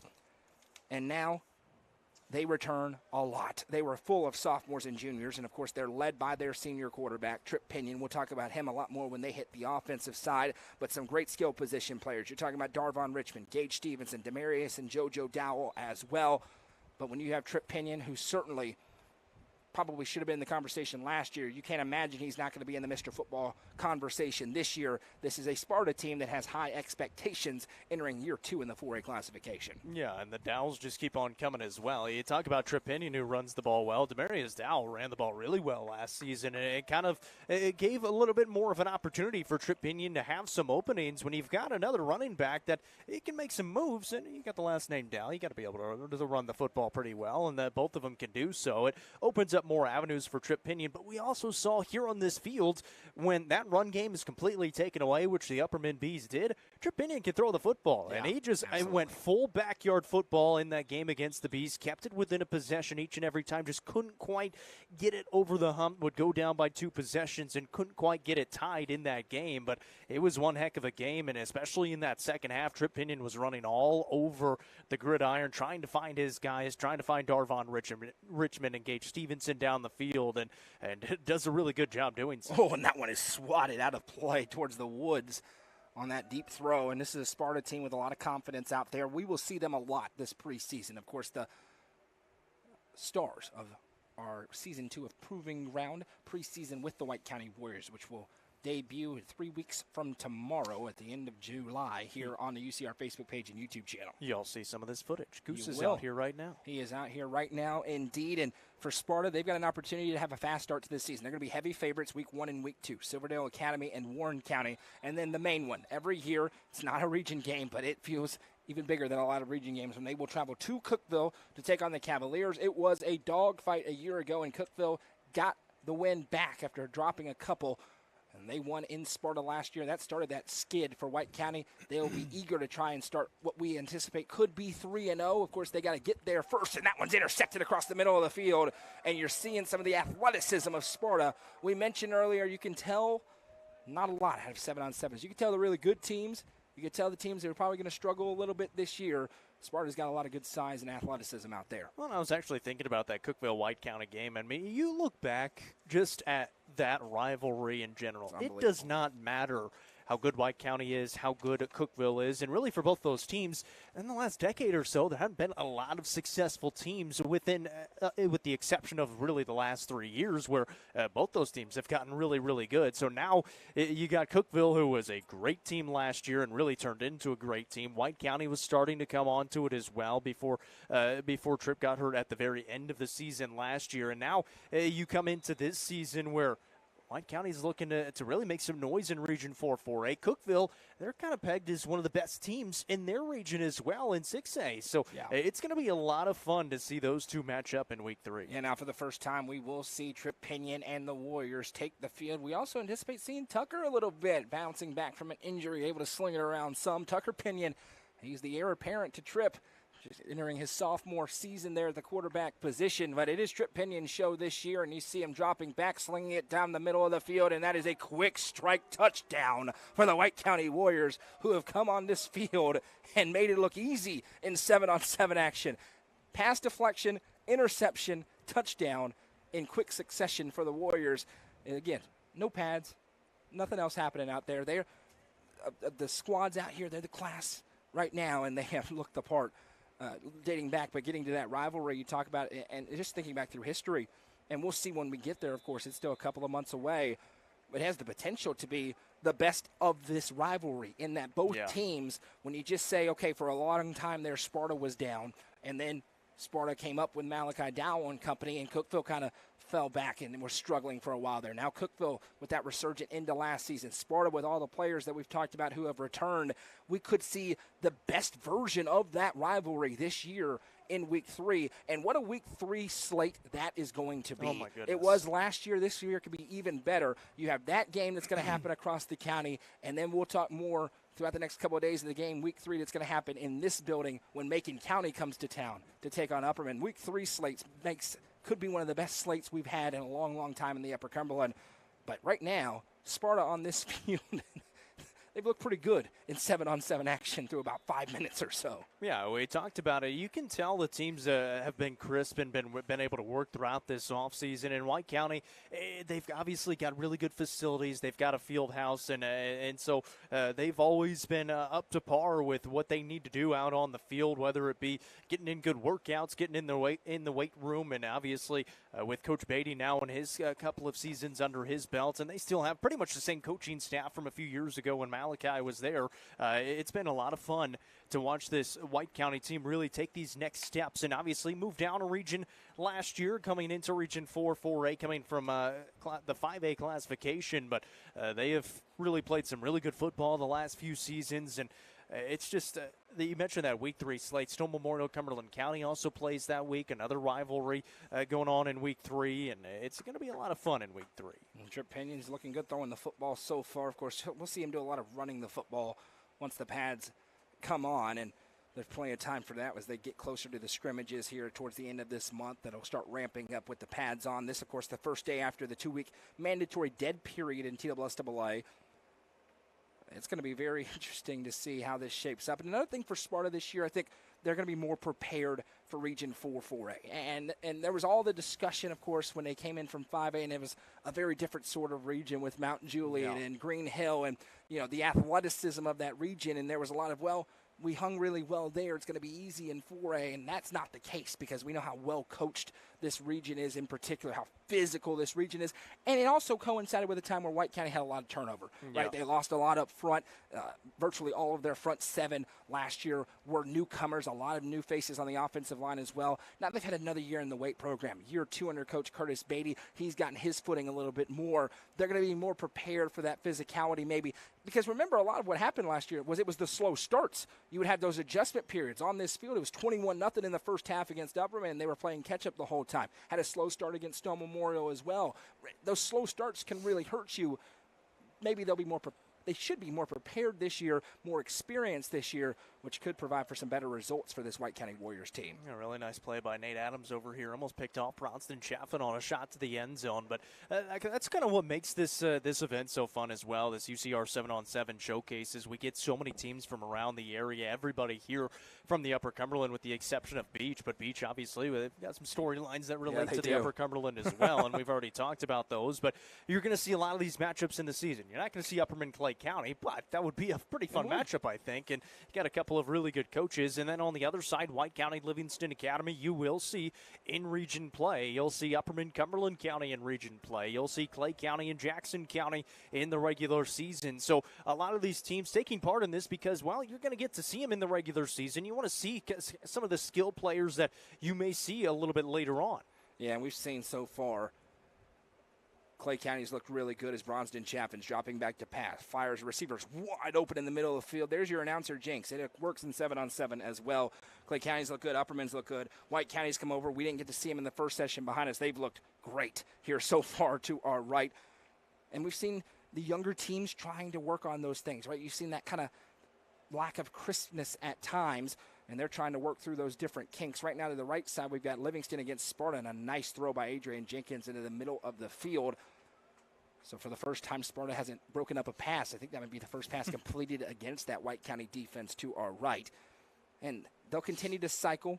The schedule we have has been tweaked a little bit because of Watertown not being able to be here today. But again, to our left, we've got Cumberland County. We'll see them momentarily. Upperman and Clay County to our right. We've got White County, Livingston, and Jackson County. And they will cycle again coming up at the end of this hour as we move through right through the midway point of this 7-on-7 showcase day number 1. Bronston Chaffin to our left, dropping back to pass, and it's intercepted. And it is Nate Adams, who had 876 pick sixes last year. That's an actual stat. 856. Don't check us on it. No, that was he. He did have a ton of picks. I think it was legitimately 6 pick sixes a year ago, and don't quote me on that either, but that's much more likely to be accurate. He just has a knack for getting the ball, and from the cornerback position especially, that's super impressive to be able to do. Well, and in 1A, where they're not throwing it very much. I was just going to say, at the 1A level, you're not throwing it as much unless you're playing Gordonsville or unless you're playing Clay County. Those two, they like to throw the football quite a bit, especially Gordonsville. They're going to air it out with Jay Foster at quarterback. Again, we'll see them and talk about them a little bit more coming up tomorrow. But a really good opportunity here for Clay County. You get to see a really good quarterback in Bronston Chaffin. Try to get you ready for, as this offseason goes on, you get closer to those jamborees and taking on some really talented players. Well, Adams has gotten the best of Chaffin once already, and for Chaffin, you want to take on guys like Adams on the other side. You're going to be seeing some really talented guys. You start off with Fayetteville, Lebanon, and then Macon County. So you're really going to get to see how good this Upperman team is after making the state championship game a year ago and falling to Pearl Cone. Kind of see what they're made of coming into this season. Let's go over to our right once again as they get into the red zone, try to pick up some different things here. Livingston Academy going to work in the red period, or in the red zone, I should say, red area against the White County defense, which has looked good with the athleticism. White County certainly one of the teams that is built to thrive in a 7-on-7 environment. We've seen that so far. Livingston Academy with Adrian Jenkins, they're trying to build that rhythm between him and the wide receivers. This is valuable time for Coach Hauser. As Jenkins has the snap, he's looking left into the flat, now fires underneath, and receivers there, and 3 different Warriors in the area code as well, but he's able to make the catch, and that would be about a 5-yard gain if we had a Friday nights and the pads on to make it a little bit closer there towards the end zone. That was a tight window as well. And we've seen them kind of, these teams get down, they put the ball at about the 20 or the 15, and then they'll run a couple of plays or have one play where you got to score. It's 4th down, and so you'll see different variations here, and that's what this is about. It's about working on different things. It's not about 1st and 10, 2nd and 7. They're trying to see different situations and put kids into different spots out there. Yeah, and you'll see it too. We've seen it with some of these guys. If they don't see anything out there, they're just going to eat it. They're not going to make a throw that they don't want to. They still want to make good throws, so you don't want to give any good opportunities to the defense to pick it off if possible. And they'll just eat it and try to move on to the next play. Dropping back right into the flat and now juking upfield. That would have been a fun connection there to see if he could have gotten him down. Of course, Sparta's not wearing the numbers today, so we know some of the kids by face, and Trip Pinion, of course, because we've been talking about him for years. Livingston the is wearing. strongest kid out there. Correct. Livingston is wearing numbers. Clay County is. Cumberland County is not. We're about to show you after we finish up here the Cumberland County Jets, who are about to go on offense for the first time and get a first look at them with Coach Rapaski.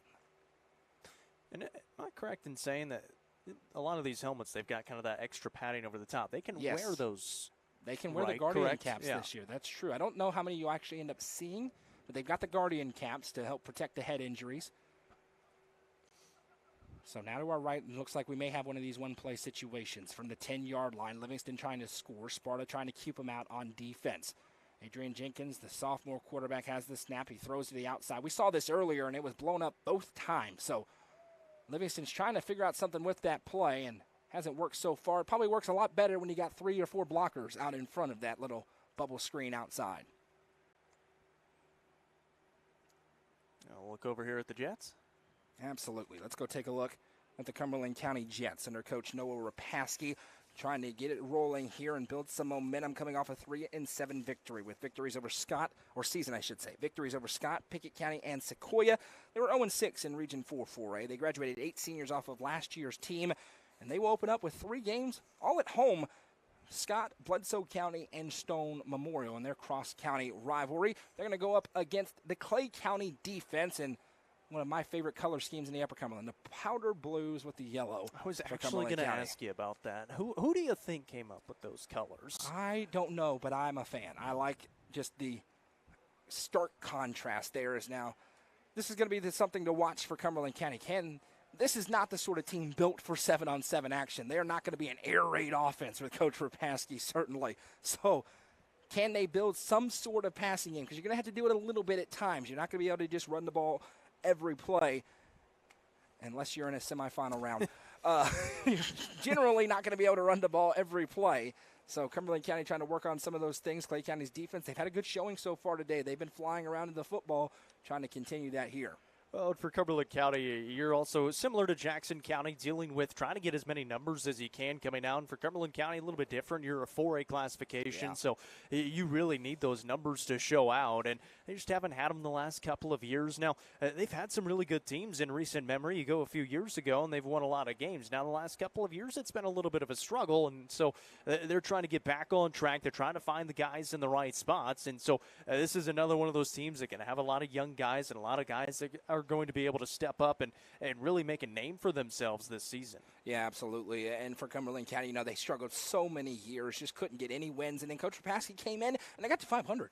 Played a bowl game, won that, and it seemed like they had some momentum. And then they had a little bit of roster turnover. They had some transfers out. That was really unfortunate for them. Lost their quarterback a couple of years back. And so it's been back to the rebuild. But, it's easy to have a short memory. 3-7 last year is still a lot better than how it had been in the previous decade before Coach Rapaski had gotten there for Cumberland County. And I think every time we talk about Cumberland County, we talk about how I think Noah Rapaski is a really, really good coach. It's just about getting the players to come out and kind of buy into the program. And so credit to these young men who are out there doing that in a 100-degree day. And you see here for Cumberland County, it's a lot of those short stop routes, right? 5 yards turnaround, 3 yards turnaround, trying to build some of that rhythm up here in the passing game. As they are into the red area against Clay County defensively, they have the snap, looking left, sets and fires in the corner of the end zone. That's a good route concept, and it's caught for a touchdown for the Jets. And that gets a round of applause from the CC faithful who have made the trip. Beneath us here, we've got a little bit of shade for 10 rows or so beneath us in the press box. Yes, indeed. Nobody, believe it or not, is sitting on the guest side right in the middle of the sunlight. I can't believe that. One man with an umbrella. So that was a good little sequence there for Cumberland County, able to move it down the field and got it into the end zone. Yeah, and we're not quite sure who the quarterback is right now for the Cumberland County Jets. You mentioned that they've had a couple of different guys in there the last couple of seasons. They're really trying to find their stride offensively, but it seems like they've been able to move the ball pretty well so far. Right now, taking on the Clay County defense. They took on the Upperman defense a little bit ago on their last drive as well. So they're getting a couple of different looks defensively, size-wise and speed-wise as well. But Clay County, they're going to have a pretty good defense all the time, especially with Coach Land with them. Yeah, they're going to have a good defense. They're going to have a physical defense. One of the things that's really interesting about Clay County on both sides of the ball, we've seen it on the defensive end maybe more than anything else. They've got some really good team speed out there. The Adams brothers, we just had a great throw over on our right for Jackson County for a touchdown. The Adams brothers with a ton of speed. They've got the power up front as well, but the skill positions, they bring some pop there, and that's something that kind of differentiates a 1A program from a lot of others. If you can really have some legitimate team speed, you can compete at a high level. Yeah, and that's exactly what they've done for the last couple of seasons. And even before that, it's still a formidable football team. And then Coach Lamb comes in and just kind of gets them going where they want to go. And you mentioned it. They wanted somebody who was going to come in and get wins right away. Well, that's exactly what they did. They made it to the state championship game and played really competitively in that state championship game against a really good McKenzie team. And even last year, it was a struggle at the start of the season, but they were able to right the ship. And for Clay County, you look at a lot of their sports, basketball, baseball, usually pretty solid. They've got athletes in that school. Even though it's a 1A school, they've got athletes in every single sport, and they're always really solid at a lot of those sports. Similarly to how we were talking about with Gordonsville earlier, where they've got a lot of success right now. Clay County has had that success as well in recent memory. Yeah, and for the Dogs, you talk about that success. I think about 30-plus years ago when you had Strong and Arms and all the dads of the program of the boys who went and won the basketball state championship just a couple of years ago. And they are trying to avoid what happened there, which was a little bit of a lull afterwards. And so you have those stopgap players to continue the trend of winning. And you've seen that with Nate Arms, Nate Adams, Arms. Keaton Arms, who just graduated, Of course. Now you've got Nate Adams and Nolan Adams and company and the rest of these players who are continuing that winning tradition for Clay County. So they're trying to keep it going. So it's not just, once every 30 years when they have kids, they all of a sudden win a bunch of games. No, they want it to be a consistent thing, and they're well on their way to doing that there in Solana. Branson Turnbow is out there, by the way. Oh, he is. Number one. There he is out there. You're right. He didn't play a lot earlier. I wonder if he was a little bit late today, but he is out there now. And so we will see Upperman's offense against Cumberland County's defense. And, of course, this is interesting because Coach Rapaski was the offensive coordinator in Baxter in 2018 when Upperman went to the semis for the first time, or the first time under Coach Kane, second time in program history. So there's some familiarity there. Bronsden Chaffin, he's missed a couple of throws today, but he's also shown off those big arms. And so we'll take a look over here at this one. As Chaffin takes a snap play fake, and he's looking downfield, throws over the top. And there is Bronsden Chaffin just dropping it over two defenders into the end zone for a touchdown. One play, one strike, and they'll have 5 more to go if they so choose before flipping it back to the other side. Well, we've seen White County come in and do that same thing, but not with the amount that Upperman has done it so far today, where they're just looking downfield. And when you've got Bronsden Chaffin and an arm like he has, you can take the opportunities with a lot of speed on the outside and up the middle to look for those guys down the field. And I mean, you've got Elijah Fitz, you've got Carmine Phillips, you've got Branson Turnbow, you've got guys that can really turn on the speed and get down there in a hurry. So you might as well air it out, especially with it's probably going to be a little bit different looking offensive line this year, and you're going to have to get the ball out pretty quickly.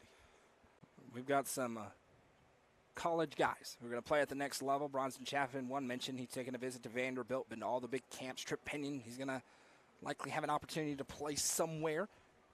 Tripp may have an opportunity to play a little slot wide receiver or a different position at the next level simply from a size perspective. But he's certainly got the speed and elusiveness. Chaffin at 6'4", 215. He's going to air it out again deep downfield. Again has a man jump ball, and that one's broken up. Nice play defensively for Cumberland County in the back of the end zone that time. And you're right, Upperman just dropping back and taking shots deep downfield here. Why not? It's 7-on-7. As we are midway through session number 2, we'll have one more coming up. Right now, supposed to be Upperman, DeKalb County, and Beach on field 1, and Jackson County, Beach, and Cumberland County on field 2, but we've seen that change so far today, so we'll have to wait and see. Now, as we look over to our right, Jackson County out there on the field against Livingston defensively. Again, tomorrow, a couple of teams rotating in and out. The Gordonsville Tigers are going to be here. Going to have a lot of fun talking about them and Jay Foster and company. Steven Jackson doing a great job there. Now entering year number 3. They've got high expectations, and reasonably so. Jackson County certainly feels like they've settled into a rhythm a little bit here after struggling a bit earlier on in session number 1. And that would have been a sack. So the quarterback just ate it there, and they will do it again. There's your second announcer jinx of the day. But they have moved the ball a little bit better here in session number 2. And this opportunity for Livingston Academy as well to see what they can do defensively. And you see some guys out there maybe a little bit tired again. It's first day back in 2 weeks, and you talked about it. The last 2 weeks are probably times that a lot of families are going on vacation. You may not have been out on the football field as much or getting in as many workouts. And so you get thrown into the fire here where it's 95-plus degrees out here all day long. The humidity is up there as well. So conditioning is going to be put to the test that first day back after the dead period. Jackson County getting close to that red area now, trying to find a way to punch it in against Livingston defensively here in 7-on-7 action. We've seen them rotate quarterbacks a few times. Snap taken this time, looking left, hitting that quick comeback. It's caught inside the 5. Nice spin move inside. And they will try to get it in from around that area, we would imagine here, before running out of place. It's supposed to be about 6 plays per offense. Defense is out there for 12 at a time. Heavy emphasis on the offensive side of the ball with 7-on-7. It's a lot harder to play defense when you can't fly in and tackle somebody. Well, they did it last year. It's been a little less chippy today down there than what you had a year ago. You mentioned it. Stone Memorial was here last year. They're doing their own thing today, and that'll be another fun team to watch out for in Region 4 4A. And seeing what they can do. And of course, they've lost their quarterback the last couple of years, but then they just bring another guy in, slot him in. And last year was Nick Osmond. This year, we have words that it might be another guy that used to be at Cumberland County, went to Beach after that, and now back at Stone Memorial. So Bearden. Bearden, that's what it was. That's what it was. Bearden, yes. But, yeah, that Coach Sambry, he's always got an answer at the quarterback position, and there is a good throw into this front portion of the end zone. They're working that timing round in the comeback, and they hit it a couple of times there to get the touchdown for Jackson County. And there you see a little bit more rhythm here as they're settling in with a very young Blue Devils team. And we'll see, actually, Sparta, I believe, going to make their way back out here. And you'll see right in the middle of that is Michael Lindsay. And I guarantee you he is filming for Proving Ground right now. You're seeing the behind-the-scenes look of Goose filming Proving Ground preseason with the White County Warriors. We're excited for you to see it. The trailer there has he been is posted with the long and locks. up. I mean, just glorious. He says he's going to cut it, but he's been saying he's going to cut it for the last year and a half. He said he actually told me today that he meant to do it this morning and got too busy. Yeah, that's real convenient. He's gotten too busy for the past 18 months. Talked about York a little bit earlier. They also have a new quarterback coming in, replacing Miles Lefew. York, I believe, is playing up with Stone Memorial. That's 7-on-7. So not everybody's here. We got a lot of teams from the Upper Cumberland. 7 of them here, but are missing a few more. White County, they looked really good on their first offensive possession. Back out there here again. Looks like that may be Tucker. I think you're right. So this is maybe our first look at Tucker Pinion, who got hurt. Now he's back out there. I was going to say, that's definitely Tucker Pinion. He throws over to the right, and the catch is made. And is that, let's see, no numbers for White County today, but that is Tucker throwing the ball, and he suffered a pretty gnarly injury in the offseason, and I'm surprised he's back out there that quickly. I was going to say, it's a quick turnaround. Credit to him. And fortunate for him, too, it's 7-on-7, so there's not going to be any contact, especially at the quarterback position, so you can still go out there, throw it around, move around a little bit, and maybe get yourself kind of back into the swing of things a little bit, too, for Tucker. And you're looking at the heir apparent, likely at the quarterback position after Tripp's graduation, and they could do some things with him this year, moving Tripp Pinion around. They certainly have the opportunity to use Tucker in various spots. He's at the quarterback position here. Sends a man in motion across. Facing off against Jackson County defensively. He takes the snap, dropping back, looking left. Sets and fires over into the flat, and it's incomplete. And that's something that he probably hasn't been able to do a lot of, actually throwing the football. So trying to get back in rhythm out there. Over to our left, we've got Clay County, Cumberland County. I talked to Bruce Lamb earlier. We'll let you hear that coming up after we watch this set of possessions here for White County. Now, you remember a couple of years ago when you had Malachi Dowell and his first year on the scene as a sophomore, he bursted in and he was the quarterback. And then all of a sudden there was these rumbles about this other kid, Tripp Pinion. And Pinion was able to come in and take that job and move Malachi to running back, and we know the dynamic plays that they made that one year they were able to play together. And last year was Trip Pinion's show. This year it is as well. As Tucker throws deep downfield, and you see why. People talk about Tucker Pinion as he throws it down the middle of the field, and it's caught for a touchdown. He's not the biggest kid in the world, but he's got a lot of arm talent there, battling back from that injury, and he may free them up to do a little bit what they did with Malachi Dowell that year with him and Tripp, with his ability to throw the ball and Trip Pinion's ability to catch it in different areas. Yeah, it's funny for Tripp. You can kind of see on social media, he's not always at that quarterback position. He'll go to a lot of these 7-on-7s, and he's playing cornerback. He's playing wide receiver. He's going to different spots, and it kind of similarly to what I talked about with Brody Coffey, in that he's such a good athlete that you just want to get him in space. And for White County, that's putting him at the quarterback position right now because he's going to touch the ball every single time. He's going to have more opportunities to do good things with the football, and anytime it's in his hands, he's usually doing some pretty good things. So this is Tucker Pinion's drive. He just threw the touchdown pass. And I think these are most of the second-team guys out there. Yes, indeed. He's got 3 receivers out to the left side, 1 to the right. Takes the snap, dropping back. Now that pass is going to be caught on the left side. So now we'll take with the second-teamers over here. We got the starters out for Clay County, and talked a lot about the Bulldogs so far, but let's hear from their head coach. I talked to Bruce Lamb earlier on today about what they're trying to get done this afternoon. Joined now by Clay County High School head coach Bruce Lamb. Coach, back here on the gridiron now. Dead period's over as you approach the 7-on-7 next couple of days and really next couple of weeks. What are you trying to get done, knowing the pads aren't on, the big linemen aren't out here, but you have an opportunity to compete? Well, so we'll work on our timing more than anything and make sure we're all on the same page. And it's going to be a little different for us without Coach Maynard, but it's one of those things that kids need to get used to and get used to each other and just try to get in sync. Who are some of the players that you'll see out here on the field? Familiar faces. I know you got a few coming back, and also maybe some new ones. We have a lot of skilled kids back, but you start with us. You start with Nate Adams, our quarterback, who threw for 2,000 yards last year, and we got Lance Burchett, Nolan Adams, Reese Adams, Aiden Soto, Waylon Cherry. There's a bunch of those kids that played a whole lot last year, and you'll see them again this year.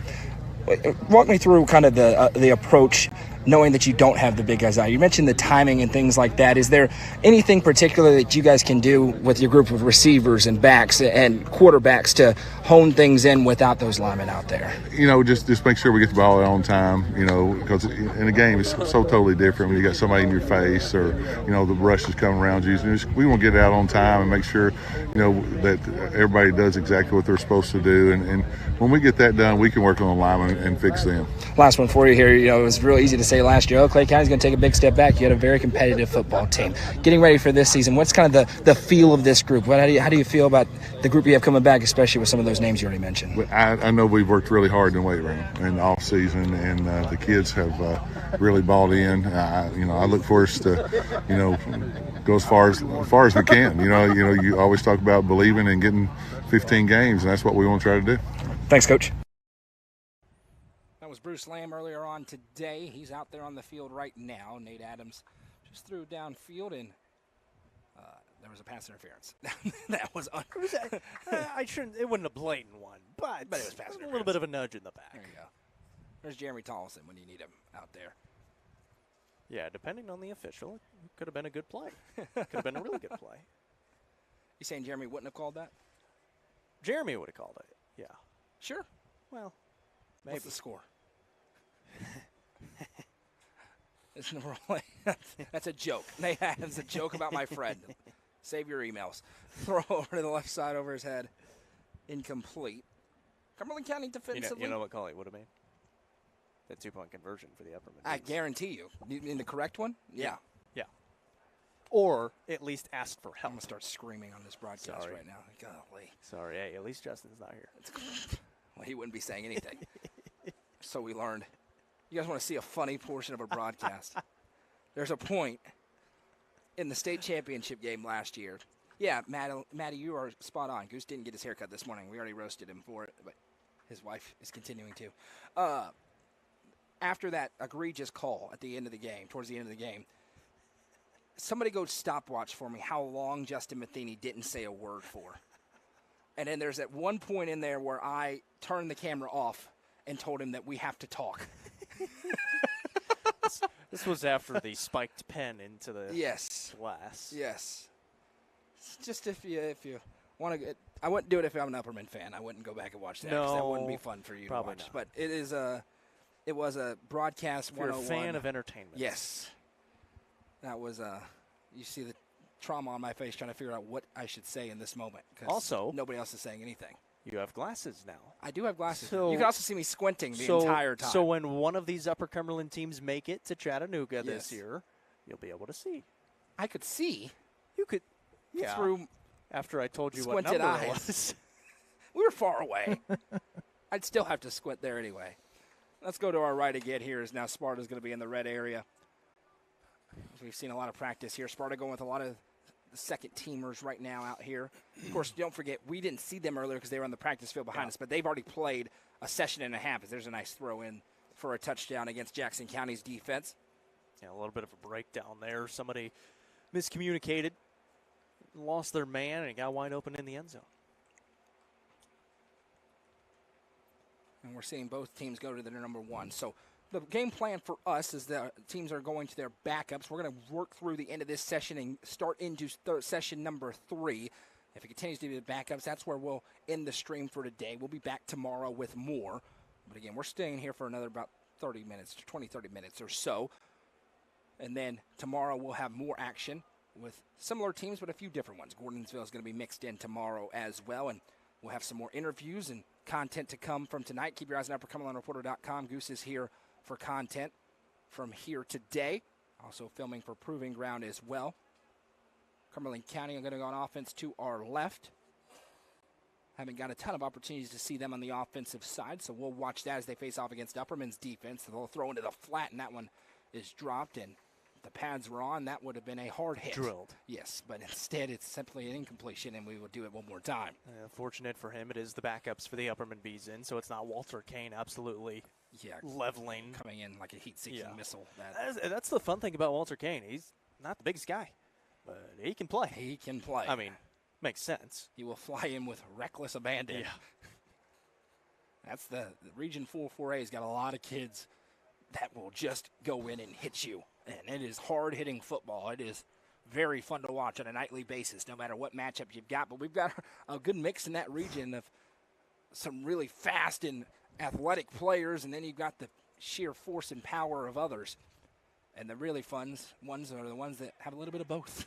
As there's a throw into the flat for Cumberland County to move the ball about 6 or 7 yards or so. Well, we talk about it every year, and it's because it's true. There's so much talent in the Upper Cumberland in a lot of sports, but especially in football, too. I mean, we already talked about how good Region 4-4A is. We've also talked about how good Region 3-2A is with Smith County and East Robertson. Obviously, we don't see East Robertson as much, but we see Monterey in there, Jackson County in that region as well. And then you see Clay County and Gordonsville in Region 4 single A, and not to mention Cookeville, who got second in their region last year in 6A. So there's so much talent here in the Upper Cumberland, and we're just fortunate that we're able to get to see them day in, day out, and especially every single Friday night. Yeah, and we've had in the past, you think about in the 21st century, right? 2005, Livingston Academy winning the state championship. 2012, Gordonsville did it. But those have been kind of one-off pop years where we've had one special team. Every now it seems like, certainly in my time covering high school sports up here, it's at a higher level, really, across all sports, but in football as well. It's at a higher level just overall, right? Our really good teams are competing for state championships, and just your average game is a really solid football game on a nightly basis. How many times have we been to the Spring Fling? How many times have we been to the Blue Cross Bowl? How many times have we been to the Murphy Center in the Glass House the last just 3 years, 4 years? I mean, Clay County makes the football state championship game. Upperman makes it last year. York was a game away from making it last year. That's 2 years. Yeah, the last couple of years. Basketball, we're there every single year where we have state champions every single year. And that's something I've talked about before. Something to think about is we've been to less Blue Cross Bowls, but you think about it this way, and I've talked about this before. In every other sport, we spend so much time at the Spring Fling. because 8 teams make the state tournament. Correct. 8 basketball Not teams 2. make the state tournament, not 2. So Yeah. once you get into the quarterfinals in football, that's like your state tournament. You say there's 6 classifications, I'll give you that. Once you make your semifinals, that's definitely like a state tournament in other sports, and we've certainly been very busy in that respect, and I think it's just a matter of time before one of these teams up here, maybe it's one of the teams that's here today, finishes the job and brings home a gold ball in football, and we hope certainly that's coming up early in December this year for one of these teams, if not multiple of these teams competing here in this showcase. I mean, there's certainly aspirations. I mean, you talk about Beach on the other side. Obviously, they get a little bit more to go through in that 5A classification. And Henry County, a really good team from a year ago, they got to go through as well in their own region. But Upperman, they just made their first state championship game, played a very good Pearl Cone team, and really played them until the very bitter end. And then you've got White County with a lot of talent on the team this year, and especially in Region 4-4A. And Macon County's going to be right there again. So there are a lot of teams in this Upper Cumberland region where they're going to have some good chances to make some deep runs here in this football season. Cumberland County with the football here, dropping back to pass, looking downfield, going to have a jump ball, and that one was nearly caught. Broken up at the last second there by the B defender. Pretty good attempt at it, though, both ways. Well, and you made a good point earlier, too. This is where you have an opportunity to shine without the pads on, because you said it. If you can't make a catch with the pads, without the pads on, you're not going to be able to make the catch with the pads on. So you're going to see a lot more, attempts at trying to make a catch like that. A lot of jump balls going up in 50-50 and some traffic, some tip drills where you're going to have a better opportunity without those pads on, a little bit less constricted. Go back to our right here as the White County defense has retaken the field against Jackson County's offense. Over on field number 1 officially. Of course, they've just split the field in 2 here. And we need some rain. We talked about this earlier. This field needs some rain. It's come through in a major, major way. And more than just one day of rain.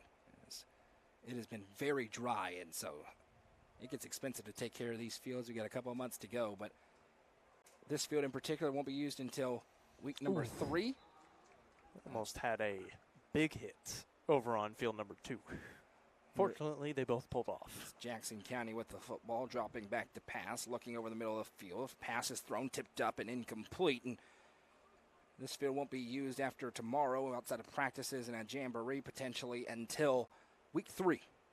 The Macon County Tigers come to town for a collision and what's becoming one of the most bitter rivalries. We already talked about that week 3, and that the team we're looking at right now, White County, travels to Cookeville, and what's going to be a barn burner of a game as well. Cannot wait for those 2 matchups, as well as all the other ones. That's a lot of that first region week across the Upper Cumberland. 2 of the biggest matchups in the state here in the same county, in Putnam County, here in Baxter, and then at Cookeville High School as well, with White County going up 111 just to Cookeville High School, and then you've got Macon County coming down here to Baxter to take on the Bees. And for the Bees, I mentioned it a little bit earlier on. It's one heck of a start to the regular season for them. They go on the road to Fayetteville, on the road to Lebanon, 2 very, very good football teams. And you think Fayetteville, well, they weren't that great last year. You look at the schedule and the schedule that they played, they really turned it on the second half of the year, and they played one heck of a schedule the first half of the year. And Lebanon, well, they're always a really good football team to deal with, and obviously Cookeville was able to kind of see that firsthand last year. So it's going to be a really good opportunity for Upperman having to go on the road that first couple of weeks, and then they get to come home and take on their biggest region game of the year, that first region game of the year. Yeah, we talked about these 2 teams. Jackson County, they open up with Clinton County, Kentucky, and at Sale Creek before coming back home against Clay County. And for Sparta, they've got a real opportunity to start in a fast way. They did last year at 2-0 and then dropped 4 straight. They're trying to change that this year, where they get Silverdale Academy at home, and then they get Warren County at home in the friendly confines of Warrior Stadium before traveling up 111 to take on Cookeville. That Cookeville game, I think, going to be really important, because I think you can look at that schedule and say, more likely than not, Sparta's going to be 2-0.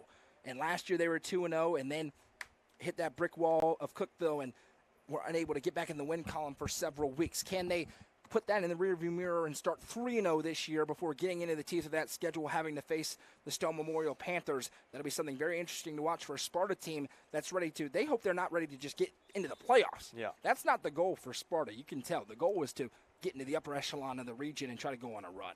Yeah, you want to make it to that second round, and that second round is where it gets really interesting. And we saw it with the first round last year in Region 3 football down south in Chattanooga. it's not great. So if you can make it through that first round, you're going to have an opportunity. Now, the first 2 seeds are usually pretty solid. We saw that with Red Bank. Loud and Red Bank.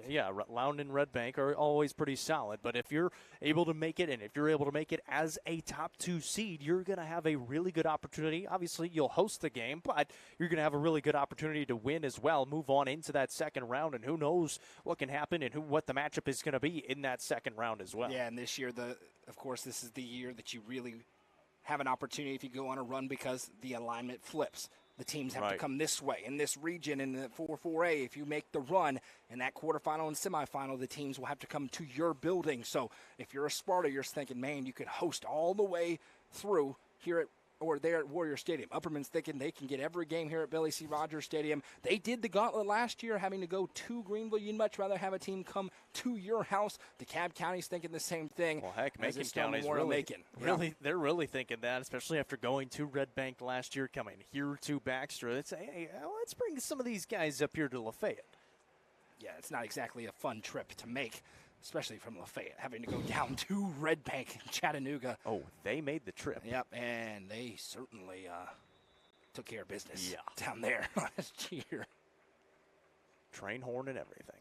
And we learned, I think, certainly that we can't semifinal round that you can't broadcast games there without this. Yeah. And the winner of that game between Upperman and Macon was going to the state championship game. Macon County was the second best team on this side of the bracket a year ago. Make no mistake about that.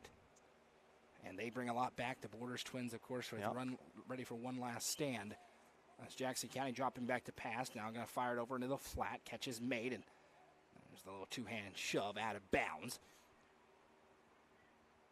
And you're seeing the heat start to take its toll on some of the coaches. They're squatting down, bending over to our left. There's no shade out there. No, it is a couple of teams brought some tents, but they're not really utilizing them as much. It is still 90 degrees. Feels like 95. It has not gone down a degree since we've been out here in the last 2 hours. And I would like to thank Wes Shanks for leaving the box fan over here. It's made it a lot more. And it's going to be the same tomorrow. A little bit more of a chance for a possible pop-up storm possibly, but it's still going to be very, very warm. And then finally, the high on Wednesday is 78 degrees. It's now 84. Well, I'm sorry to do this to you. It's now 84. It was 78 last I checked. Dropping back, looking right now, back in the middle of the field. That was intercepted. A sliding interception made for Sparta in the end zone.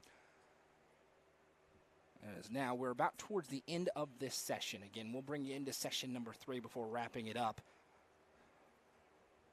for the afternoon, before coming back again tomorrow at 3 o'clock for day number 2. Both teams getting into the reserves. All the teams are now, as they're trying to get everybody the experience they need. We've got the backups in for Clay County to our left as well. Jackson County into the red area, and despite the interception, they're going to keep the football and try to continue to find a way to get in. This is the area we've seen Jackson County struggle just a little bit today. They've moved the ball up towards this spot, but haven't been able to punch it into the end zone. Yeah, and I think a lot of it, we saw it defensively, is a lot of it is that communication. A lot of these guys are still trying to learn some of the plays, and so you're trying to get on the right page as your quarterback. There's a good throw and a nice catch made. And that's something Coach Loftus talked about, just who remembers what we were talking about before dead period. And then you had 2 weeks away where no communication was able to be had, and now you're back out there and you're huddling up and you're saying a bunch of words that if you don't remember sound like Mandarin. And then you got to go out and try to run a route. So that's one of the things these coaches are looking for. Looks like they're done over on field number 2 to our left for this session. And we'll wait on the conclusion here before hearing a few words from our sponsors and getting into session number 3. And good opportunity to tell you this is on the Watson Chevy UCR Media Network. Frontier Chevy, now Watson Chevy, still located right there off Cookville Highway, just outside of Livingston. Great selection of new and pre-owned vehicles. I got my Chevy Silverado there last year. I put 60,000 miles on it in the last year in about 4 months. If you're wondering what the travel is like for this job. Everywhere. 60,000 miles in the last year and a few months. Now throw in the middle of the field, and that would have been close to a pass interference. He's calling for it. Quarterback's calling for it. Hate to tell you, you're not going to get it today. There's no official. But I think he has a legitimate argument. The defensive back got there just a little bit early on that one. One White County Warrior has found a chair. I'm not sure where he found said chair, but he has found a chair. It came from up here. Maybe. Potentially. But he has found it, and he is lounging back. Good for him. Good for him indeed. Good crowd on hand. You mentioned the food trucks. They'll be here tomorrow as well. Come out and watch it in person. There is shade beneath us here in the press box as it kind of shadows down. Bring an umbrella as well if you need to. Bring an umbrella indeed. Bring a little portable fan, mist bottle, and enjoy some high school football as the season will be here before you know it. August 23rd, Friday night. And cannot wait for it. It's good to be back in the saddle. We've got volleyball season getting started sooner rather than later. We'll have some streams of that. Is now going to roll out to the right side, throw into the corner of the end zone, and that one is incomplete. And maybe one more play here for Jackson County before we change over as Livingston is hitting the road to their next stop here in this 7-on-7 showcase. And you can see the pep in the step that was down there earlier has faded as the oppressive sun is making its presence known today. Just seeing down there now, you can actually see some of the faces. Jake Hughes out there, Ethan Westmoreland, Rocco Carwile. So some guys that got some good moments last year, making their way back this year. Mentioned Drew Grulsby earlier on as well. White County, they came over to this field. They look good today. They had one of the best showings today. We'll talk a little bit as we get into session 3 about some of our takeaways, just what we've seen so far. As now this one's going to be tipped up, nearly intercepted, and that will likely do it for the session. See if they throw one more play out there for Jackson County.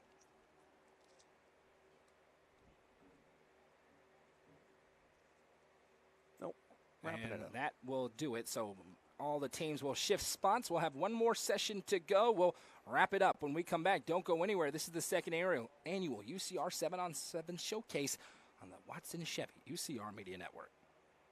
Frontier Chevrolet is now Watson Chevrolet. Boasting the area's best selection of new and pre-owned cars, trucks, and SUVs, Watson Chevy's staff of experts are ready to get you into your next vehicle. Stop in at 2350 Cookeville Highway and test drive the all-new Chevy Trax or Silverado today. And remember, don't buy until you see Jason Fye. Watson Chevy is proud to be the presenting sponsor of the UCR Media Network. Let the bidding begin. It's time for the show, and you know it's gonna go high. There's a buzz in the air, and people come from everywhere to hear the auctioneer cry. The sound of the gavel never gets old when you hear an EJ say so. Live or online, we handle auctions of any kind. Call Aminette's Eagle Auction at 526-5335, where we soar higher. The roof is your home's first line of defense, and you need to be sure it's in great shape this summer. Freddie Castaneda with American Roofing Company is offering 100% free, no-obligation roof inspections across the Upper Cumberland. Call 931-357-7672 to set up your risk-free inspection or for more information today. And don't worry, if your roof needs to be fixed or replaced, American Roofing Company can get the job done, all while working with your homeowner's insurance. Call Freddie with American Roofing Company at 931-357-7672 today.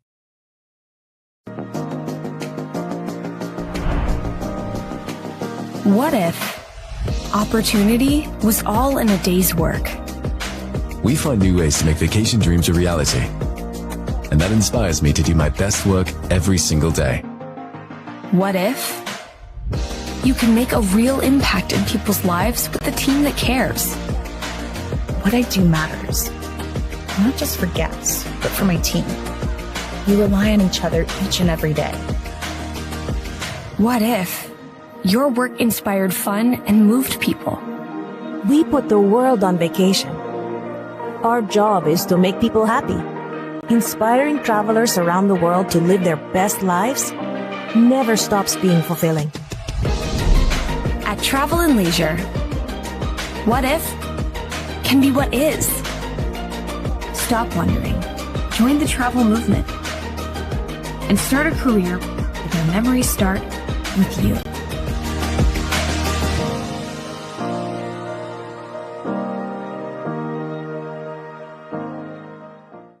Sonia Brown is a full-service realtor and is licensed across the state of Tennessee, listing and selling residential and multifamily, land and farms, commercial and industrial properties. Sonia handles the sale from start to closing and beyond. Let her put her 30-plus years of experience to work for you. Sonia Brown with American Way Real Estate has been supporting student-athletes in the Upper Cumberland since 1990.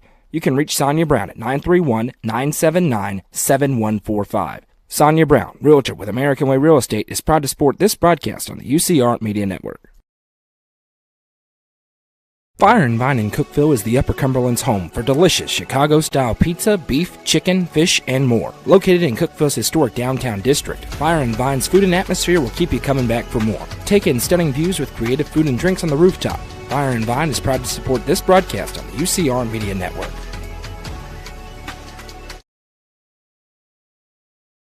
Clint Connor is your local auctions expert. With full service from start to finish, the Exit Crossroads Auction Group are here to make the process easy for you. Visit crossroadsauctiongroup.com for more details and current auctions.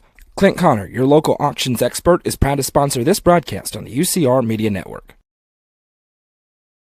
Delicious Pan Pizza is Domino's best-kept secret. With locations in Smithville, Sparta, Livingston, Allgood, and 2 in Cookeville, Delicious Pan and hand-tossed pizza, pasta, and more is never far away. Use the Domino's app to take care of your game day eats today. Domino's is proud to support this broadcast on the UCR Media Network. Nelson Trophy and Screen Printing is proud to support student-athletes and athletic departments throughout the Upper Cumberland. They're also proud to sponsor the Nelson Trophy and Screen Printing Player of the Game on this broadcast. From trophies to t-shirts, they can do it all. Stop by and see them at 120 Circle Drive in Allgood or give them a call at 931-537-9559. Nelson Trophy and Screen Printing is proud to sponsor this broadcast on the UCR Media Network.